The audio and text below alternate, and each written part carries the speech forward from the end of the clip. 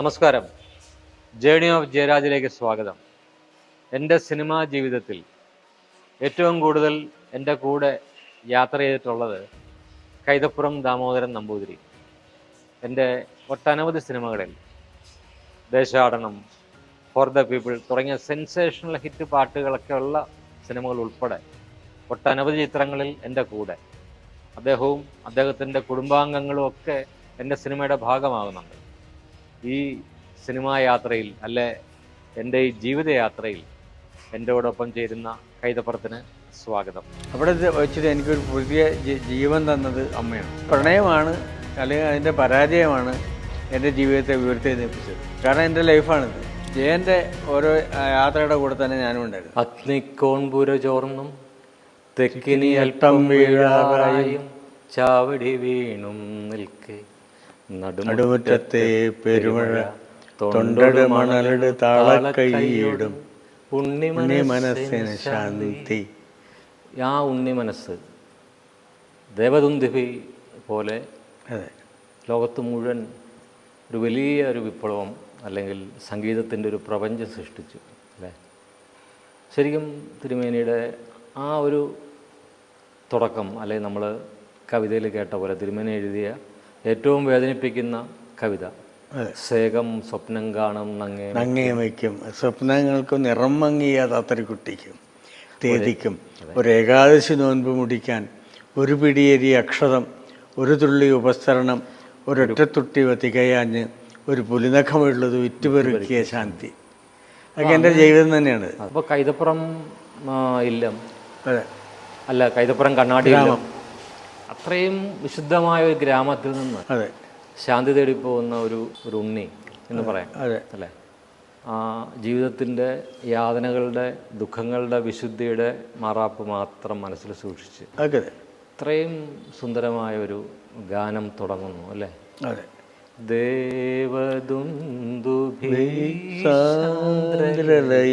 സാന്ദ്രലയമാണ്. ഞാൻ ആദ്യം ഈ പാട്ട് കേൾക്കുന്നത് മിന്നാമിനിങ്ങിൻ്റെ നുറുങ്ങോട്ടം ഭരതേട്ടൻ്റെ സിനിമയിൽ ഞാൻ സഹസംവിധാനമായിട്ട് വർക്ക് ചെയ്യുന്ന സമയത്ത് ഞങ്ങൾ രാവിലെ ഏർലി മോർണിംഗ് കാറിലിങ്ങനെ പോകുമ്പോൾ ആ കാസറ്റ് ഡ്രൈവർ ഇടും. ഈ പാട്ട് ആദ്യം കേൾക്കുകയാണ്. ഇത് കേട്ടപ്പോഴേ ഒരു വല്ലാത്തൊരു പ്രപഞ്ചം നമ്മളുടെ മനസ്സിലേക്ക് വരികയാണ്. എന്തൊക്കെയാണത് അതിൽ ഒന്നിച്ചങ്ങോട്ട് കൂടിച്ചേരുകയാണ്. അന്ന് ഞാൻ ഭരതേട്ടനോട് പറഞ്ഞു ഒരു പാട്ട് കേട്ടു. ഏതാണെന്ന് ചോദിച്ചാൽ ഞാൻ പറഞ്ഞു കൈതപ്പുറം ദാമോദരൻ നമ്പൂരി എന്ന പുതിയൊരു എഴുത്തുകാരനാണ്, ഫാസിലിൻ്റെ സിനിമയാണ്, ഒന്ന് കേൾക്കട്ടെ എന്ന് പറഞ്ഞു. ഒരു കാര്യം, ഈ അന്ന് ജയരാജ് ഭരതേട്ടനെ പരിചയപ്പെടുത്തിയപ്പോൾ ഞാൻ പറഞ്ഞു എനിക്ക് പരിചയപ്പെടാൻ മടിയായതുകൊണ്ട് ഞാൻ വരാത്തത്. അപ്പോൾ ഭരതേട്ടൻ പറഞ്ഞു ദേവദുന്ദുഭി എഴുതിയ ഒരാൾക്ക് പരിചയപ്പെടാൻ വേറൊരു അഡ്രസ്സ് വേണ്ട എന്ന് പറഞ്ഞു. ശരിയാണ്, എനിക്കിപ്പോഴും ഓർമ്മയുണ്ട്. നിരന്തരം ആ സിനിമയുടെ ഷൂട്ടിങ് തീരുന്നവർ എന്നും രാവിലെ ഈ പാട്ട് ഇങ്ങനെ റിപ്പീറ്റ് ചെയ്യും. പിന്നെ സ്വാതിരുന്നാൾ കണ്ടപ്പോഴാണ് അതിൽ തിരുമേനി അഭിനയിച്ചിട്ടുണ്ട്. ഭയങ്കര ഐശ്വര്യമുള്ളൊരു മുഖം. അന്ന് ഞങ്ങൾ മിന്നാമിനിങ്ങ് നുറുങ്ങോട്ടം കഴിഞ്ഞ് വൈശാലി ചെയ്യാൻ വേണ്ടിയുള്ള ആലോചന നടക്കുകയാണ്. അപ്പോൾ അതിൽ കാസ്റ്റിംഗ് നടക്കുമ്പോൾ ഞങ്ങൾ സജസ്റ്റ് ചെയ്തു ഇതുപോലെ കൈതപ്പുറം അഭിനയിച്ചാൽ. ആ സമയത്താണ് വാസുവേട്ടനെ ഞാൻ ആദ്യമായിട്ട് കാണുന്നത്, സംസാരിക്കുന്നത്. അതിന് മുമ്പ് മാതൃഭൂമിയിൽ വെച്ച് കാണാറുണ്ടെങ്കിലും വാസുവേട്ടനെ ക്ലോസ് ആയിട്ട് സംസാരിക്കുന്നത് അപ്പോഴാണ്. ശരിക്കും ദേവദുന്ദുഭി എന്ന ആ ഒരു പ്രയോഗം മൂകാംബയിൽ പോയവർക്ക് മാത്രമേ ഉള്ളൂ ഒരുപക്ഷെ മനസ്സിലാവുള്ളൂ. എന്നാൽ പോലും ദുന്ദുഭി എന്ന് പറഞ്ഞാൽ എനിക്ക് തോന്നുന്നു അത് തിരുമേനിയുടെ കവിത കേട്ട് അല്ലെങ്കിൽ ഗാനം കേട്ടതിന് ശേഷമാണ് ആ ദുന്ദുഭി കാണുന്നതും. അതിൻ്റെ ഒരു വല്ലാത്തൊരു ഒരു ഫീലുണ്ട്. ആ മറ്റേ കുറുങ്കുഴലിൻ്റെ കൂടെ ഇടയ്ക്ക് കേൾക്കുന്ന ദുന്ദുഭിയുടെ ശബ്ദവും. അപ്പോൾ എങ്ങനെയാണ് അതിലേക്ക് വന്നത്, ആ പാട്ടിലേക്ക് വന്നത്? അത് അന്ന് അമ്മയുടെ കാരുണ്യം കൊണ്ട് ഞാൻ പറയാൻ പറ്റുള്ളൂ. അന്ന് അങ്ങനെ എഴുതാനൊരു കാരണമൊന്നും പറഞ്ഞിട്ടില്ല എന്നോട്, സിറ്റുവേഷനൊന്നുമില്ല. എനിക്ക് അങ്ങനെ തുടങ്ങണം തോന്നി, അമ്മയുടെ തുടക്കം വേണമെന്ന് തോന്നി. അങ്ങനെയാണ് അതിൽ അമ്മയുടെ കാരുണ്യമാണ് അതിൽ മുഴുവനുള്ളത്. അവിടെ വെച്ചാണ് എഴുതിയത്? അല്ലല്ല, ആലപ്പുഴ വെച്ചാണ് എഴുതിയത്. അവിടെ വെച്ചാണെങ്കിലും എൻ്റെ മനസ്സിൽ മുഴുവൻ അതായിരുന്നു. അപ്പോൾ ഈ സൗപർണികാത്തിയൊരു ഭൂവിൽ നിന്നൊക്കെ ഉണ്ടല്ലോ, മാത്രമല്ല അത് ദാസേട്ടൻ എന്നോട് ചോദിക്കുകയും ചെയ്തു, മോനെ എന്താണ് ഉദ്ദേശിച്ചത്, മരതകമണിയെന്ന് പറയാൻ കാരണം എന്താ മോനെ വിളിക്കാറാണ് ദാസേട്ടൻ. അപ്പോൾ ഞാൻ പറഞ്ഞു ചെയ്തു ദാസേട്ടൻ എന്താണ് തോന്നുന്നത് അത് തന്നെയാണ്, കാരണം അതിൽ കൂടുതൽ എനിക്ക് പറയാൻ അറിഞ്ഞിട്ടാണ്. അമ്മ തോന്നിച്ചത് തന്നെയാണ് എഴുതിയത് തന്നെ. അപ്പം അന്ന് നമ്മൾ കവിതയിൽ പറഞ്ഞ പോലെ അഗ്നിക്കോൺപുര ചോർന്നൊഴുകുകയാണ്, നടുമുറ്റം അല്ലെങ്കിൽ തെക്കിനി വീഴാറായി നിൽക്കുന്നു. ഈ അന്തരീക്ഷത്തിൽ നിന്ന് തിരുമേനി പോകുന്നത്. അപ്പോൾ തിരുവനന്തപുരത്ത് ശാന്തി അല്ലേ, ശാന്തി കിട്ടിയിട്ട് ശാന്തി എന്നുള്ളത് മനസ്സിന് ശാന്തി കൂടി ഉണ്ടല്ലോ. ഓ ശരി, ആദ്യം പൂഞ്ഞാറിലാണ് പോകുന്നത് അല്ലേ? അവിടുന്ന് ഫാസിൽ എങ്ങനെയാണ് വിളിക്കുന്നത്? ഫാസിലിനെ ഞാൻ കാണുന്നതൊക്കെ അതിന് മുമ്പ് പിന്നെ പണിക്കർ സാറിൻ്റെ കാവാളത്തിൻ്റെ ആ ടീമിലാണ് ഫാസിലിനെ ഞാൻ പരിചയപ്പെടുന്നത്. സൗവർണിക അല്ല, അവനവ കടമ്പ. സൗവർണിക തന്നെയാണ്, അവനവ കടമ്പ ആ ടീമിലാണ്. അപ്പോൾ അന്ന് എൻ്റെ ഒരു സുഹൃത്ത്, ഞങ്ങൾ ഒരുമിച്ചുണ്ടായിരുന്ന ഫാസിലിൻ്റെയും സുഹൃത്തായിട്ടുള്ള ഒരു തോമസ് ഉണ്ടായിരുന്നു, ഈസി തോമസ്. ഈസിയാണ് എന്നെ പരിചയപ്പെടുത്തിയപ്പെട്ടവർ. അങ്ങനെ നെടുമുടിയൊക്കെ അന്ന് മുരളി നെടുമുടിയൊക്കെ അവർ പിന്നെ അത് ആ ടീം.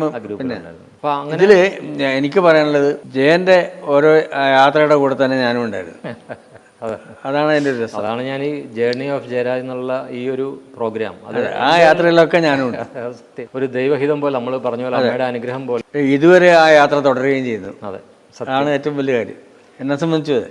എനിക്കൊരു എന്താണ് വല്ലാത്തൊരു അനുഭവമാണ് നമ്മൾ ഒരു കൂടിച്ചേരൽ. ഇപ്പോൾ തിരുമേനിയും ഞാനും തമ്മിൽ ഒന്നിച്ച് വർക്ക് ചെയ്യുന്ന കൂടെ തന്നെ ഇപ്പോൾ ദീപാങ്കുരൻ എൻ്റെ കൂടെ അഭിനയിച്ചു. അതിൻ്റെ കൂടെ ഞാൻ പറയാം, ആദ്യം ഞാൻ കണ്ടിട്ടുള്ള ഡയറക്ടർമാരിൽ ഇത്രയും ഡയറക്ടേഴ്സ് ഉണ്ട്. അതിൽ മനസ്സിൽ പറയുന്നത് അല്ലെങ്കിൽ സംസാരിച്ചുകൊണ്ടിരിക്കുമ്പോൾ ഉദ്ദേശിക്കുന്ന കാര്യങ്ങൾ സ്ക്രീനിൽ കാണുന്നത് ജയൻ്റെയാണ് ഞാൻ കൂടുതൽ.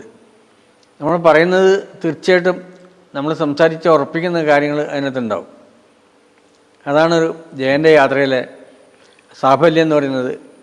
നമ്മൾ മനസ്സിൽ കാണുന്നത് അവിടെ സ്ക്രീനിൽ ഉണ്ടാവും എന്നുള്ളതാണ്. അതെനിക്ക് തോന്നുന്ന ഒരു കൂടിച്ചേരൽ. ഞാൻ ഉദ്ദേശിക്കുന്ന തിരുമേനിക്ക് മനസ്സിലാവുന്നു. നമ്മുടെ ആദ്യ സിനിമ വിദ്യാരംഭം ചെയ്യുമ്പോൾ എനിക്ക് തോന്നുന്നു ബോംബെ രവിയാണ് സംഗീതം. അപ്പോൾ ബോംബെ രവി വന്നാൽ മദ്രാസ് ടാജിൽ താമസിക്കുന്നത്. അങ്ങനെ അവിടെ നിന്ന് കിട്ടിയ ട്യൂണ് നമ്മൾ പോയിട്ട് മൈലാപ്പൂർ അമ്പലത്തിൻ്റെ പടവിൽ അവിടെ അമ്പലത്തിൽ ശിവേലി പുറത്തെഴുന്നള്ളിപ്പ് നടക്കുന്നു. അതിൻ്റെ വിളക്കിൻ്റെ റിഫ്ലക്ഷൻ ആ കുളത്തിൽ കാണാം, നിലാവുണ്ട്. അവിടെ ഇരുന്നാണ് ആ സിറ്റുവേഷൻ ഞാൻ തിരുമേനിക്ക് പറഞ്ഞു തരുന്നത്. അപ്പോൾ ഒരു ഗ്രാമത്തിലൊരു പെൺകുട്ടിയുടെ മനസ്സ്, അവളുടെ മനസ്സിൽ തോന്നുന്ന ഒരു കവിത പിറ്റേന്ന് രാവിലെ തിരുമേനി എഴുതി തരുന്നത്, പൂവരമ്പിൻ താഴെ പൂക്കളം തീർത്തു പുലരിപ്പൂവിലും തുള്ളിമഞ്ഞൻ വെണ്ണ. അപ്പോൾ അത് കണ്ടപ്പോൾ തന്നെ നമുക്കൊരു എക്സൈറ്റഡ് ആകുകയാണ്. കാരണം ഇത് ഷൂട്ട് ചെയ്യണം. കാരണം നമ്മൾ അതാണ് ഈ ചലഞ്ചാണ്. നമുക്കൊരു സംവിധായകന് ഒരു ഗാനം കിട്ടുമ്പോൾ അത് വിഷ്വൽ ചെയ്യുമ്പം അല്ലെങ്കിൽ അത് ചിത്രീകരിക്കുമ്പോൾ നമുക്കൊരു വാശിയുണ്ട്. ഇതിനേക്കാളിലും അർത്ഥത്തെക്കാളിലും അല്ലെങ്കിൽ ട്യൂണിനേക്കാളൊക്കെ നന്നാവണം വിഷ്വൽസ്. ജയൻ്റെ ഒരു എല്ലാ പടങ്ങളുടെയും ആ സംസാരത്തിൽ നമ്മൾ മനസ്സിലത് വരും. അങ്ങനെ എനിക്കത് കിട്ടും. അത്ഭുതകരമായിട്ടത് കിട്ടിയിട്ടുണ്ട് എപ്പോഴും. അതിൽ ഭാഗ്യമായിട്ട് സംഭവിച്ചൊരു കാര്യമുണ്ട്, ശരിക്കും ഭാഗ്യം തന്നെ. കാരണം തീർച്ചയായിട്ടും എൻ്റെ ഗുരുനാഥൻ്റെ അമ്പലമാണ്, തട്ടകമാണ് ഉത്രാളിക്കാവ്. അതെ, തിരുമേനി എഴുതിയ അടുത്ത പാട്ട് ഉത്രാളിക്കാവിലെ പട്ടോലപ്പന്തലിൽ കുളിരമ്പിളി വളയങ്ങൾ തോരണമായി. അതിന് വേറൊരു അത്ഭുതമായിട്ടൊരു സംഭവം ഉണ്ടായിരുന്നു. പാലക്കാട് മറ്റോ ഏതോ ഒരു കോളേജിൻ്റെ പരിപാടിക്ക് വയന്നൂർ സാറ് ഈ കവിത ഉദ്ധരിച്ച് ആണല്ലേ. എന്നിട്ട് അവിടുത്തെ ആൾ എന്നോട് പറഞ്ഞു, വയന്നൂർ സാർ ഈ പാട്ടിൻ്റെ ഈ വരി ഉദ്ധരിച്ചു എന്ന് പറഞ്ഞു.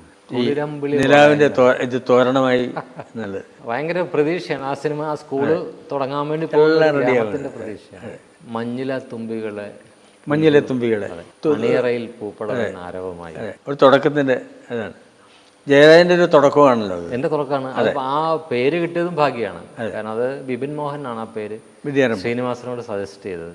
വിദ്യാരംഭം നല്ലൊരു പേരും അത് ആർക്കും കിട്ടില്ലല്ലോ. തീർച്ചയായിട്ടും അതൊരു ഭാഗ്യമായിരുന്നു. മനോഹരമായിട്ട് സംഭവം. അതിൽ ഒരു പാട്ട് നമ്മൾ റെക്കോർഡ് ചെയ്തു, പക്ഷെ അത് നമുക്ക് സിനിമയിൽ ഉപയോഗിക്കാൻ പറ്റിയില്ല. എൻ്റെ കയ്യിലുണ്ട് ആ പാട്ട്, അത് ഞാൻ കേൾക്കാറുണ്ട്. പാട്ട് പാതിരാ കൊമ്പിലെ പൂങ്കാറ്റിൻ ഇളംകുഴൽ വീണു കിട്ടി അല്ലേ, നല്ലൊരു ട്യൂണാണ്. ഇപ്പോൾ വിദ്യാരംഭത്തിൽ ഒരു ഗ്രാമം, എൻ്റെ ആദ്യ സിനിമ അപ്പം നമ്മൾ അന്വേഷിച്ച് പോവാണ്. അതെ, ഇപ്പോൾ പലപ്പോഴും നമ്മൾ ഒരുപാട് യാത്ര ചെയ്തൊരു ലൊക്കേഷനിൽ വിചാരിക്കുന്ന ലൊക്കേഷൻ കിട്ടാതെ മടങ്ങിപ്പോരുമ്പോൾ ഏതോ ഒരു വഴി കണ്ടു പോകുമ്പം ചെല്ലുന്നത് എന്താണോ നമ്മൾ ആഗ്രഹിച്ചത് അതേ ലൊക്കേഷനിലോട്ട്. ആ സ്കൂള് ഇട്ടിട്ടുള്ള ലൊക്കേഷനുണ്ട്, സെറ്റാണ്. ഒരുപാട് മലകളുടെ മുന്നിൽ ചെറിയൊരു കുന്ന്, അവിടെയാണ് സ്കൂൾ. അപ്പോൾ ആ ഗ്രാമത്തിലുള്ള ഒരുപാട് വിശുദ്ധിയുള്ള ക്യാരക്ടേഴ്സ് ഉണ്ട്, കാരിക്കേച്ചേഴ്സ് ഉണ്ട്. ഒടുവിലാൻ, ശങ്കരാടി ചേട്ടൻ, ആലുമൂടൻ ചേട്ടൻ, നെടുമുടി ഉൾപ്പെടുന്ന ആ ഒരു വലിയ ഗ്രൂപ്പുണ്ട്. അവർ വല്ലാതെ നമ്മളെ മനസ്സിനെ സ്വാധീനിക്കുന്നുണ്ട്. ഇന്ന് അവരൊക്കെ നമ്മളെ ഇന്നൊരു കഥ ആലോചിക്കുമ്പോൾ അവരൊന്നും ഇല്ലെന്നുള്ളൊരു വലിയൊരു സങ്കടമുണ്ട് നമുക്ക്. അത് നമ്മുടെ ജീവിതത്തിൽ നിവൃത്തിയില്ലാത്ത സംഭവമാണ്. പിന്നെ അവിടെ മരിക്കാതെ നിൽക്കുന്ന ഈ പാട്ടുകളാണ്. ഈ പാട്ടുകളിലൂടെ നമ്മൾ അവരെ വീണ്ടും കാണുക, സിനിമയിലൂടെ വീണ്ടും കാണുകയാണ്. വിദ്യാരംഭം കഴിഞ്ഞിട്ട് നമ്മൾ കുടുംബസമേതം പാംഗ്രോ hotel, simple production, Basheer, Johnson മാഷ്, സ്ഥിരം സിനിമയുടെ ആ ഒരു അന്തരീക്ഷത്തിൽ എനിക്ക് തോന്നുന്നു ആദ്യത്തെ ട്യൂണാണ് ജോൺസൺ. ആ സിറ്റുവേഷൻ പറഞ്ഞു ആദ്യം ഇടുന്ന ട്യൂണാണ് നീലരാവിൽ നിന്നും. അതും തിരുമേനി ഇതുപോലെ തന്നെ തലേദിവസം അത് മേടിച്ചുകൊണ്ട് പോയി രാവിലെ കൊണ്ടുവന്ന് കയ്യിലേക്ക് തരികയാണ്. ഒരക്ഷരം പോലും മാറ്റുന്നില്ല നമ്മൾ. അതങ്ങനെയാണ്. എനിക്ക് അന്നേരത്തെ വെല്ലുവിളി എന്താണെന്ന് വെച്ചാൽ ഇതെങ്ങനെ ചിത്രീകരിക്കും. മനോഹരമുണ്ട് ആ വിളക്ക് തൂക്കിയെടുത്ത് ഇങ്ങനെ നടക്കുന്ന ആ കുട്ടികളുടെ രൂപമൊക്കെ ഭയങ്കര രസമായിരുന്നത്. തിരുമേനി നീലരാവിൽ നിന്നും നിന്റെ താരഹാരമിളകി ശ്യാമരാജിയിൽ അല്ലേ, രാവിൻ്റെ സൗരഭങ്ങളിൽ. അതെ. അപ്പോൾ തിരുവാതിര അത് പാടിയതും നമ്മളെ ദാസേട്ടൻ്റെ കൂടെ പാടിയ മോള് മിൻമിനി. ആ റെക്കോർഡിങ്ങിന് എനിക്ക് ഓർമ്മയുണ്ട്. മിൻമിനി മറ്റേ ചിന്ന ചിന്ന ആശയ പാടി കഴിഞ്ഞിട്ട് ഭയങ്കര ഹിറ്റായപ്പോഴാണ് അവൾ വരുന്നത്. ഏത് സ്റ്റുഡിയോയിലായിരുന്നു? ഏത് സ്റ്റുഡിയോ എന്ന് ഓർമ്മയുണ്ട്? AVM RR ആണോ? ഏതോ സ്റ്റുഡിയോ എനിക്ക് ഓർമ്മയുണ്ട്. അന്ന് രാജാമണിയും ഞങ്ങളൊക്കെ ഇരുന്നിട്ടാണ് അത് ചെയ്യുമ്പോൾ. കമ്പോസിങ് എന്ന് പറഞ്ഞാൽ ഭയങ്കര രസമാണ്. ഈ ഒരു ഞാൻ പിന്നെ അവിടെ ഇങ്ങോട്ട് വന്നിട്ടേ ഇല്ല, അത് ഫുൾ കഴിഞ്ഞിട്ടേ വന്നിട്ടുള്ളൂ. അതിൽ എനിക്ക് ഈ പറഞ്ഞ ചലഞ്ച്, എങ്ങനെ ഈ നിലാവ് നമുക്ക് വിഷ്വലൈസ് ചെയ്യണം, നിലാവ് എങ്ങനെ സാധിക്കും, അല്ലെങ്കിൽ നിലാവിൽ ആ തിരുവാതിരയുടെ അതിഗംഭീരായിരുന്നു അത് വിഷ്വൽ. എനിക്ക് കണ്ടപ്പോൾ ഭയങ്കര രസമായി. അതിൽ ചെയ്തൊരു കാര്യം, ഈ മറ്റേ പകല് ഡേ ഫോർ നൈറ്റ് ഷൂട്ട് ചെയ്തത്. അപ്പോൾ ഒരു സ്ലാൻഡിങ് ലൈറ്റ് വെള്ളത്തിൽ നിലയിൽ ഇങ്ങനെ ആ തിളങ്ങുന്ന സമയമുണ്ടല്ലോ, ആ സമയത്താണ് അത് ഷൂട്ട് ചെയ്യുന്നത്. മോനുഷയും മനോജ് കജേനും. അപ്പോൾ അവർക്ക് വെള്ള ഡ്രസ്സൊക്കെ കൊടുത്ത്, കാരണം അത് പിന്നെ നമ്മൾ എൻഹാൻസ് ചെയ്തിട്ട് അതിനെ ഒരു നീല കളറിലേക്ക് കൊണ്ടുവരും. അതിൽ റെക്കോർഡിങ്ങിൽ എനിക്ക് ഇഷ്ടപ്പെട്ട വേറൊരു സംഭവം, നമ്മൾ പിന്നെ പഴയ ആൾക്കാരെ കൊണ്ട് പാടിച്ചു നമ്മൾ രണ്ടുപേരെ അല്ലേ. അതെ, മാധുര്യമ്മയൊക്കെ. മാധുര്യമ്മ. അതെ. പിന്നെ വേറെ ആരോടാണുണ്ട്. അപ്പോൾ എനിക്ക് ആ ദേവരാമാഷിൻ്റെ കാലം, ആ പഴയ കാലം ഓർമ്മ വരണമെന്നുണ്ടായിരുന്നു. അങ്ങനെ അപ്പോൾ മാധുര്യമ്മ അത്ഭുതത്തോടെ നോക്കുമെന്ന് എനിക്ക് അറിയാം ഇപ്പോഴും അന്ന് വന്നിട്ട്. കാരണം എന്തിന് ഞങ്ങളെ വീണ്ടും വിളിച്ചു എന്നുള്ള അല്ലേ. പിന്നെ ജോൺസൺ കൊണ്ട് വന്നപ്പോൾ ദേവരായ മാഷയുടെ ആ ഒരു കട്ട് ശരിക്കും കിട്ടി അവിടെ. അതെ, ആ പഴയ പാട്ടിനെ പറ്റി അതിനോട് വേറെ പലരും പറഞ്ഞു ആ പാട്ടിനെ പറ്റി. ആ തിരുവേദിര പോലൊരു സാധനമല്ലേ. അതെ, ഒരു വലിയൊരു കഥാകാരൻ എന്നോട് പറഞ്ഞത് ആ പാട്ടിനെ പറ്റി. ഊഞ്ഞാലുറങ്ങി എന്നൊരു പാട്ടുണ്ടല്ലോ, ഈ മനോജ് നായകനായിട്ട് അഭിനയിച്ച അപൂർവം സിനിമകളിൽ ഒന്നാണ് കുടുംബസമൂഹം. ഒരു പക്ഷേ ആദ്യ സിനിമ, ആദ്യ സിനിമ. അതെ, പിന്നെയാണ് സോപാനം വരുന്നത്. അതെ അതെ, സർഗമാണ് മനോജിനെ പെട്ടെന്നൊരു ഹൈലൈറ്റ് ഉണ്ടാക്കി. അത് കഴിഞ്ഞിട്ട് സർഗത്തേക്കാൾ ഇതിൽ സർഗം അതിനകത്തൊരു നായകനാണ്, ആൻറ്റി ഹീറോ ഒന്നും അല്ലെങ്കിൽ ആൻറ്റി ഹീറോ അല്ല, അതിൽ വില്ലനാ ഒരു കൈൻഡ് ഓഫ്. അതിൽ അല്ല, ഇതിൽ നായകനാണ്. പക്ഷെ മധുസാറിനും അതുപോലെ പവർഫുൾ ആയിട്ടുള്ള റോളുണ്ട്. മധുസാറിൻ്റെ ഒരു ഗംഭീര്യമുള്ള ഈ ആനയെ തിളയ്ക്കുന്ന കുറുപ്പച്ചൻ, അത് ഞാൻ മനസ്സിലിങ്ങനെ പച്ച പിടിച്ച ഒരു ഓർമ്മയാണ്. മാത്രമല്ല അതിൻ്റെ ഫസ്റ്റ് ഷോയിൽ ഭരതേട്ടനുണ്ടായിരുന്നു. എന്നിട്ട് എന്നോട് പറയുന്നത് ഉത്രാളിക്കാവിലെ പാട്ടിനെ പറ്റിയൊക്കെ പറഞ്ഞു വന്ന് എനിക്ക് ഓർമ്മയുണ്ട്. ശരി, ഊഞ്ഞാലുറങ്ങി. അതാണ് ഊഞ്ഞാലുറങ്ങി. അങ്ങനെ ഒരു എങ്ങനെയാണ് ആ ഒരു ചിന്ത?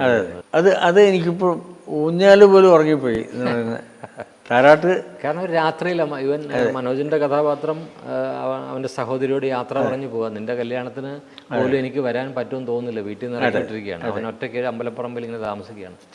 ആ പറഞ്ഞ് തിരിയുമ്പോഴാണ് ഈ പാട്ട് തുടങ്ങുന്നത്. ഊഞ്ഞാലുറങ്ങി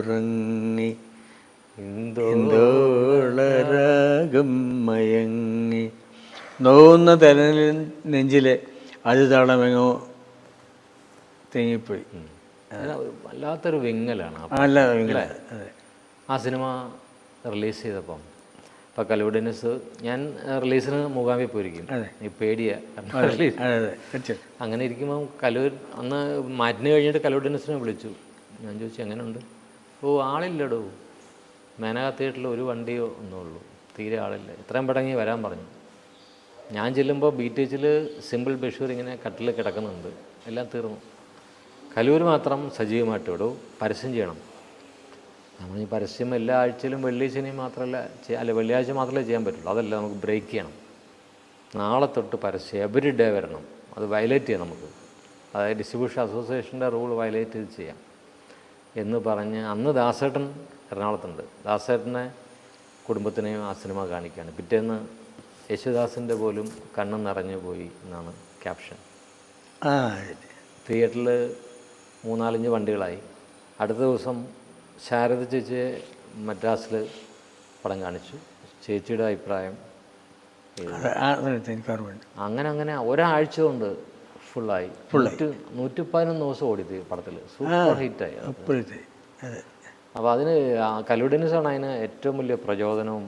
ബഷീറിൻ്റെ ജീവിതത്തിൽ ഏറ്റവും കൂടുതൽ കളക്ട് ചെയ്ത പടമായിരുന്നു. പിന്നെ അതിലത്തെ പാട്ടുകളിൽ ശരിക്ക് മറ്റേ കീർത്തനം പോലെ തന്നെ നമ്മൾ കീർത്തനം തന്നെ ഉപയോഗിച്ചിട്ടുണ്ടല്ലേ. അതെ, കമലാംബിയെ രക്ഷണം, പിന്നെ പാർത്ഥസാരഥി, അത് രസമുള്ള മുഹൂർത്തമാണ്. കാരണം അത് വീട്ടിൽ നിന്ന് ഇറക്കി വിട്ട മകൻ ശ്രീവിദ്യയൊക്കെ ഉണ്ടല്ലോ. ഇന്ന് കച്ചേരി ഉണ്ട്, വീടിൻ്റെ അടുത്തുള്ള അമ്പലത്തിലെ കച്ചേരി. അച്ഛനോട് അനുഗ്രഹിക്കണമെന്ന് പറയണം. അച്ഛൻ്റെ ചെരുപ്പിൽ ഈ ദക്ഷിണ വെച്ചിട്ടാണ് മടങ്ങുന്നത്. കീർത്തനം പാടുമ്പോൾ അച്ഛൻ കേൾക്കുന്നുണ്ട്. അച്ഛൻ പറയുന്നുണ്ട്, എൻ്റെ അച്ഛൻ്റെ സ്വരം അവന് കിട്ടിയിരിക്കുന്നത്, തരക്കേടില്ലാതെ പാടുന്നുണ്ട്, നാളെ ഞാൻ പോയിട്ട് അവനെ വിളിക്കാം എന്ന് പറഞ്ഞ് പോവുകയാണ്. പിറ്റേന്ന് രാവിലെ പോകുമ്പോഴാണ് അവൻ അവിടെ വേറെ വിവാഹം കഴിച്ചു പോയി എന്നൊക്കെ അറിയുന്നത്. പിന്നെ ഈ സിനിമയുടെ ഏറ്റവും വലിയൊരു ഭാഗ്യം എന്ന് വെച്ചാൽ തിരുവയ്യാറ് ത്യാഗരാജ സന്നിധിയിൽ തുടങ്ങുന്നത്, പഞ്ചരത്നം അവിടെ പാടുന്നതും ഒന്നിച്ചിരുന്നുള്ള നമ്മുടെ അത് ഷൂട്ട് ചെയ്യാൻ പോകുന്ന സമയത്ത് ഇദ്ദേഹമായിരുന്നു അവിടെ, കുന്നക്കുടി വൈദ്യനാഥ് ഭാഗവതരാണ് അതിൻ്റെ ട്രസ്റ്റി. അദ്ദേഹം പറഞ്ഞു പെർമിഷൻ്റെ കുറേ പ്രശ്നങ്ങൾ പറഞ്ഞു.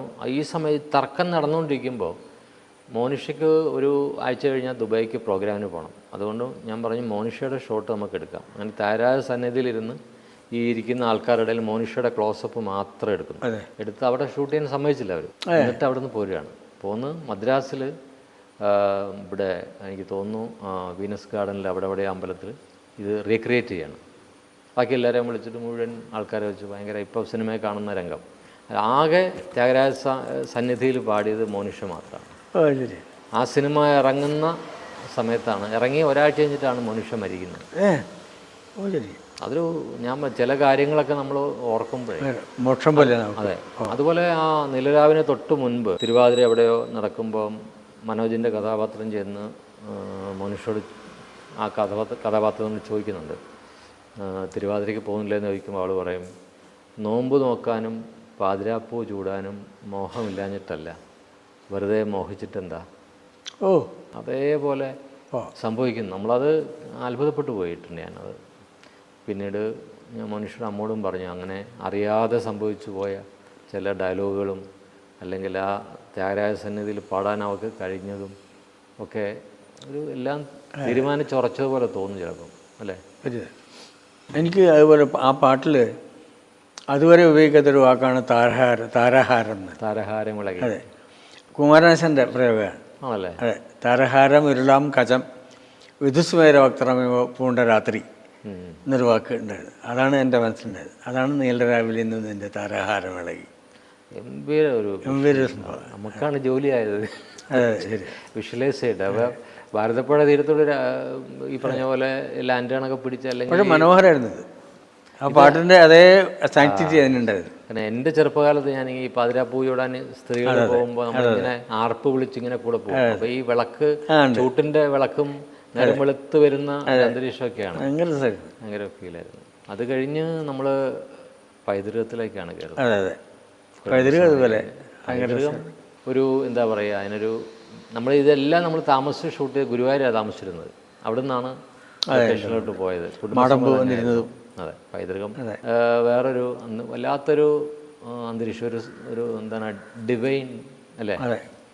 നമ്മുടെ ജീവിതത്തിലുള്ള ഈ യാഗത്തിൻ്റെ ഒരു അന്തരീക്ഷമുള്ള മനോഹരമായിട്ടുള്ള അത്. പിന്നെ ഞാൻ നേരിട്ട് യാഗം കാണുമ്പോൾ തന്നെ എനിക്ക് അതാണ് ഓർമ്മ വന്നത്. നമ്മൾ എല്ലാം അതിലുപയോഗിച്ച് യാഗത്തിന് ഉപയോഗിച്ചിരുന്ന എല്ലാം ഒറിജിനൽ തന്നെ കണക്കായിരുന്നു. അതെ, അതിൻ്റെ യാഗശാല നിർമ്മിച്ചത്, ചിതി നിർമ്മിച്ചത്, പാത്രങ്ങൾ എല്ലാം അതിനുവേണ്ടി തന്നെ ഉണ്ടാക്കുമായിരുന്നു. അതെ. അതിൽ വാൽക്കണ്ണൻ എഴുതിയ മകരനിലാവിൽ അതിരുമനെ എഴുതുമ്പോൾ എന്തായിരുന്നു ശരിക്കും അത് എഴുതാനുള്ള, അല്ലെങ്കിൽ അത് ആ ട്യൂൺ SP വെങ്കടേഷാണ് മ്യൂസിക്. അതെങ്ങനെയാണ് ആ ഫസ്റ്റ് ഫീൽ വന്നത്? ശരിക്കും ഇപ്പോഴും എനിക്ക് ഓർമ്മയുണ്ട്. ആ ട്യൂണിലേക്ക് വന്നത് തന്നെ അതിനെ പറ്റിയിട്ടുള്ളൊരു ആനന്ദപരിയുടെ പാട്ടുണ്ടായിരുന്നു മുമ്പേ, ഈ സൗന്ദരരായൻ്റെ. അത് ഞാനിങ്ങനെ മൂളി കൊടുത്തു പുള്ളി. എനിക്ക് തോന്നുന്നു ഇതാണ്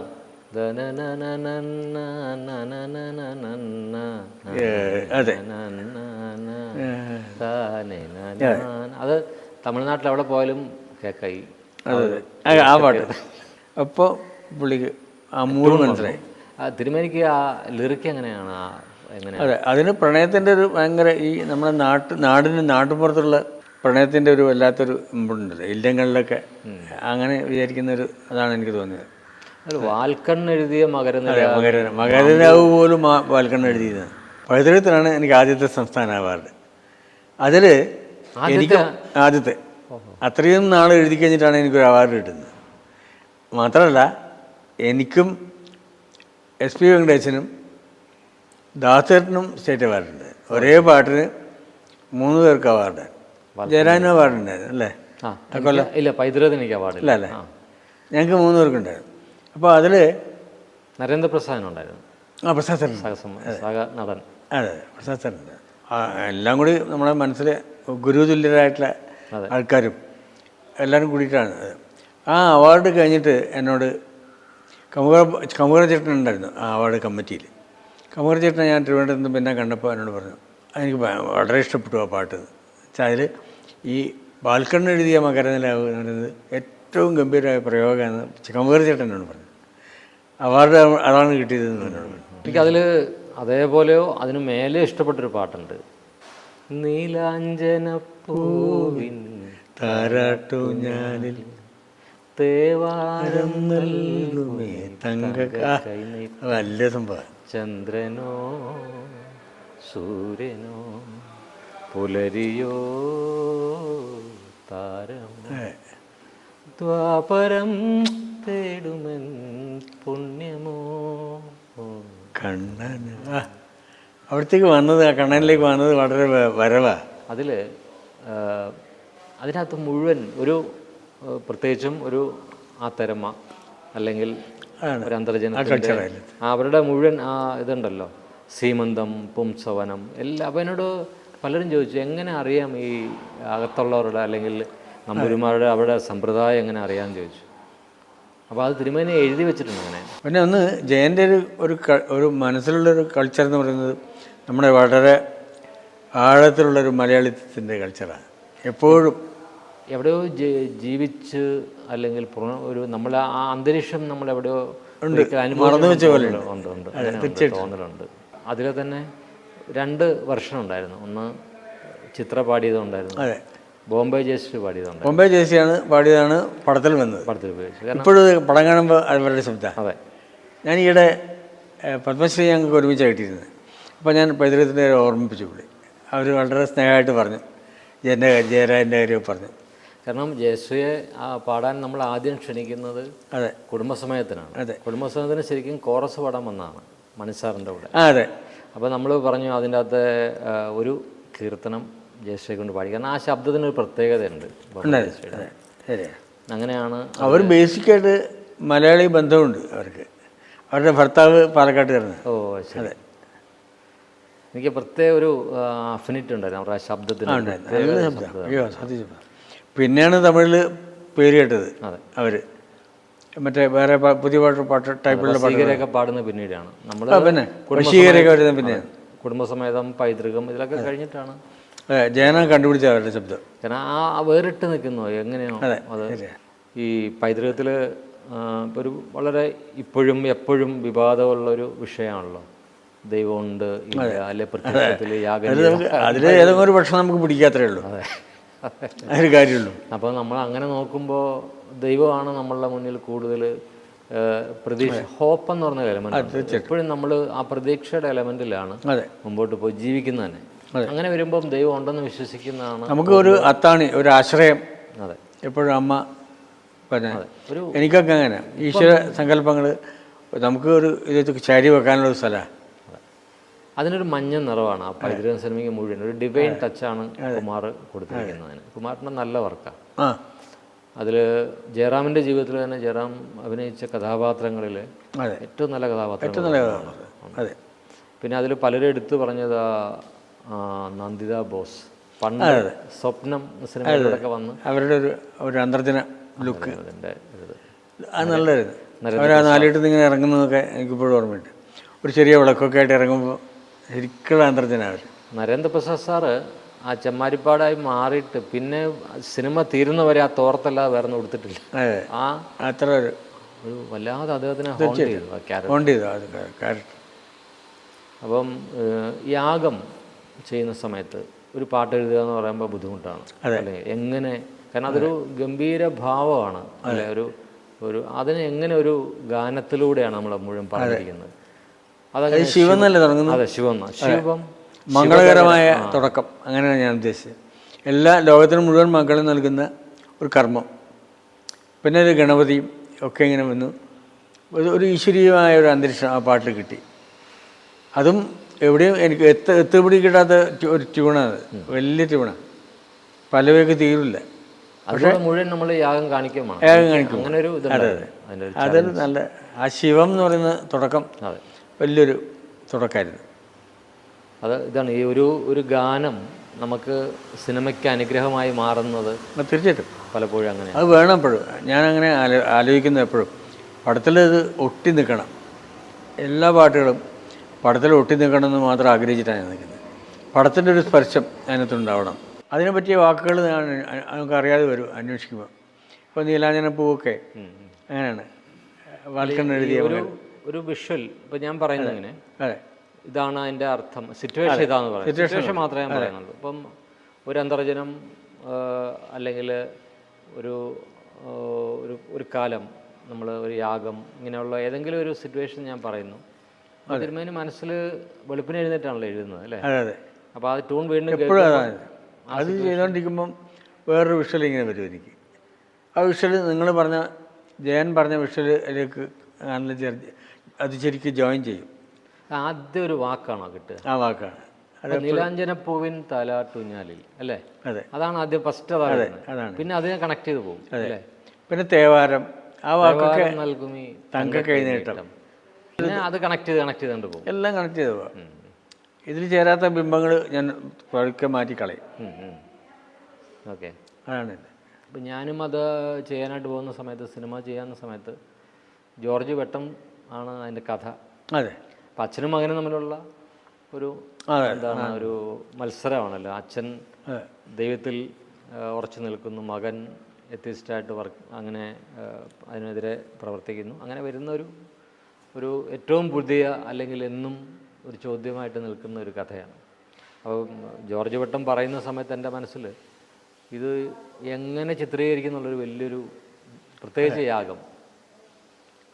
അപ്പോൾ ഈ പാട്ട് കിട്ടിയപ്പോൾ എനിക്കൊരു ഗുണമുണ്ടായത്, ഈ പാട്ടിലെല്ലാം ഒതുക്കാൻ പറ്റി. ഈ മൊത്തം പ്രോസസ്സ് ആ പാട്ടിൽ മുഴുവൻ ഓരോ എല്ലാ അംശവും യാഗമൊക്കെ അതിനകത്ത് കയറി മുഴുവൻ ഡീറ്റെയിൽ വേണം. ഒരു റെഫറൻസ് പോലെ നമുക്ക് ഉപയോഗിക്കാതെ, കാരണം എല്ലാ വിഷ്വൽസും ഉണ്ട് അതിനകത്ത്. അതിൽ ഒരു തമാശയുള്ളൊരു കാര്യം ഉണ്ടായത്, ഈ പടം ഇറങ്ങിയ ഇത് കഴിഞ്ഞിട്ടതിന് ശേഷമാണ് ഏകലവ്യൻ ഇറങ്ങിയത്. അതിലും പിന്നെ പ്രസാദ് സാറിൻ്റെ വേറൊരു കഥാപാത്രം. ഇതിൻ്റെ നേരെ നെഗറ്റീവാണ്. പക്ഷേ അന്ന് ആൾക്കാർ അതിൻ്റെ പേരിൽ കുറ്റം പറയുന്നതും ബഹളാക്കിയപ്പോഴും പിന്നെ മണിയമ്പള്ളി രാജു പറഞ്ഞു, നിങ്ങൾ ആദ്യമേ പിന്നെ പൈതൃകം വൃത്തിയായിട്ട് ഓടിക്കും, എന്നിട്ട് നിങ്ങൾ ഇതിനെ കുറ്റം പറഞ്ഞാൽ മതി. പൈതൃകം തിയേറ്ററിൽ ഓടാത്ത സിനിമ, പൈതൃകം തിയേറ്ററിൽ ഓടിയില്ല. പക്ഷെ പിന്നെ ആൾക്കാർ ഏൽക്കുന്നത് അതെ നിങ്ങൾ ആദ്യം പൈതൃകം കാണാൻ പോകും, എന്നിട്ട് ഇതിന് പിന്നെ ഇത് കുറ്റം പറഞ്ഞാൽ മതി. സാഗ ഫിലിംസ്, ആനണി ചേട്ടൻ, ഷനായ മലയാളി തുടങ്ങിയിട്ടുള്ള ഒരു വലിയ സിനിമ ഇഷ്ടപ്പെടുന്ന ഒരു ഗ്രൂപ്പ്. സാഗ ഫിലിംസ് എന്നുള്ള പേരിൽ അവർ ഒരു സിനിമ ചെയ്യണമെന്ന് എന്നോട് പറഞ്ഞപ്പോൾ തിരുമേനി എന്നോട് പറഞ്ഞൊരു തിരക്കഥയാണ് ഞാൻ അവരോട് സൂചിപ്പിച്ചത്. അതായത് തിരുമേനിയുടെ ജീവിതത്തിൽ ഏറ്റവും കൂടുതൽ ചേർന്ന് നിൽക്കുന്നത് അനുഭവിച്ചിട്ടുള്ള ഒരു കഥ ആദ്യമായിട്ട് തിരക്കഥ എഴുതാൻ പോവുക. അപ്പോൾ അങ്ങനെ തിരക്കഥ എഴുതാൻ പോകുന്ന സമയത്ത് എന്തായിരുന്നു ശരിക്കും പറഞ്ഞാൽ, അത് ഞാൻ ചോദിച്ചുകൊണ്ടാണോ അല്ലെങ്കിൽ അങ്ങനെ എഴുതാൻ നേരത്തെ പ്ലാൻ ഉണ്ടായിരുന്നോ? ഇല്ല, ജയൻ അത് ആ ഒരു രീതിയിലൊരു കഥയെപ്പറ്റി പറഞ്ഞപ്പോൾ എൻ്റെ കഥ ഞാൻ അതിൽ ചേർത്തതാണ്. മാത്രമല്ല എനിക്ക് പറയാൻ എളുപ്പമാണല്ലോ അങ്ങനെ പറയാൻ. പക്ഷേ ഞാൻ എൻ്റെ കഥ മാത്രമല്ല, അത് ഓരോ സീനും ചർച്ച ചെയ്ത് ജയൻ്റെ ഇഷ്ടത്തിന് ആണ് ഞാൻ ചെയ്തത്, അല്ലാതെ എൻ്റെ ഇഷ്ടത്തിന് എഴുതിയതല്ല. ഞാൻ തിരുമേനിയുടെ ജീവിതമായിട്ട് ഒരുപാട് ബന്ധപ്പെട്ട് കിടക്കുന്നുണ്ട്. കാരണം നമ്മളെ മൂകാംബിയിലെ സരസ്വതി മണ്ഡപം ആദ്യത്തെ അത് പിന്നെ ആദ്യം അത് എഴുതാൻ വേണ്ടി പോയത് എനിക്ക് ഓർമ്മയുണ്ട്. ജയൻ നമ്മൾ രണ്ടുപേരും ഇരുന്നു. പിന്നെ മറ്റുള്ള ആൾക്കാർ അമ്പലത്തിൽ പോയിട്ട് വരുമ്പോഴേക്കും നമ്മൾ അതിൻ്റെ വൺലൈനായി.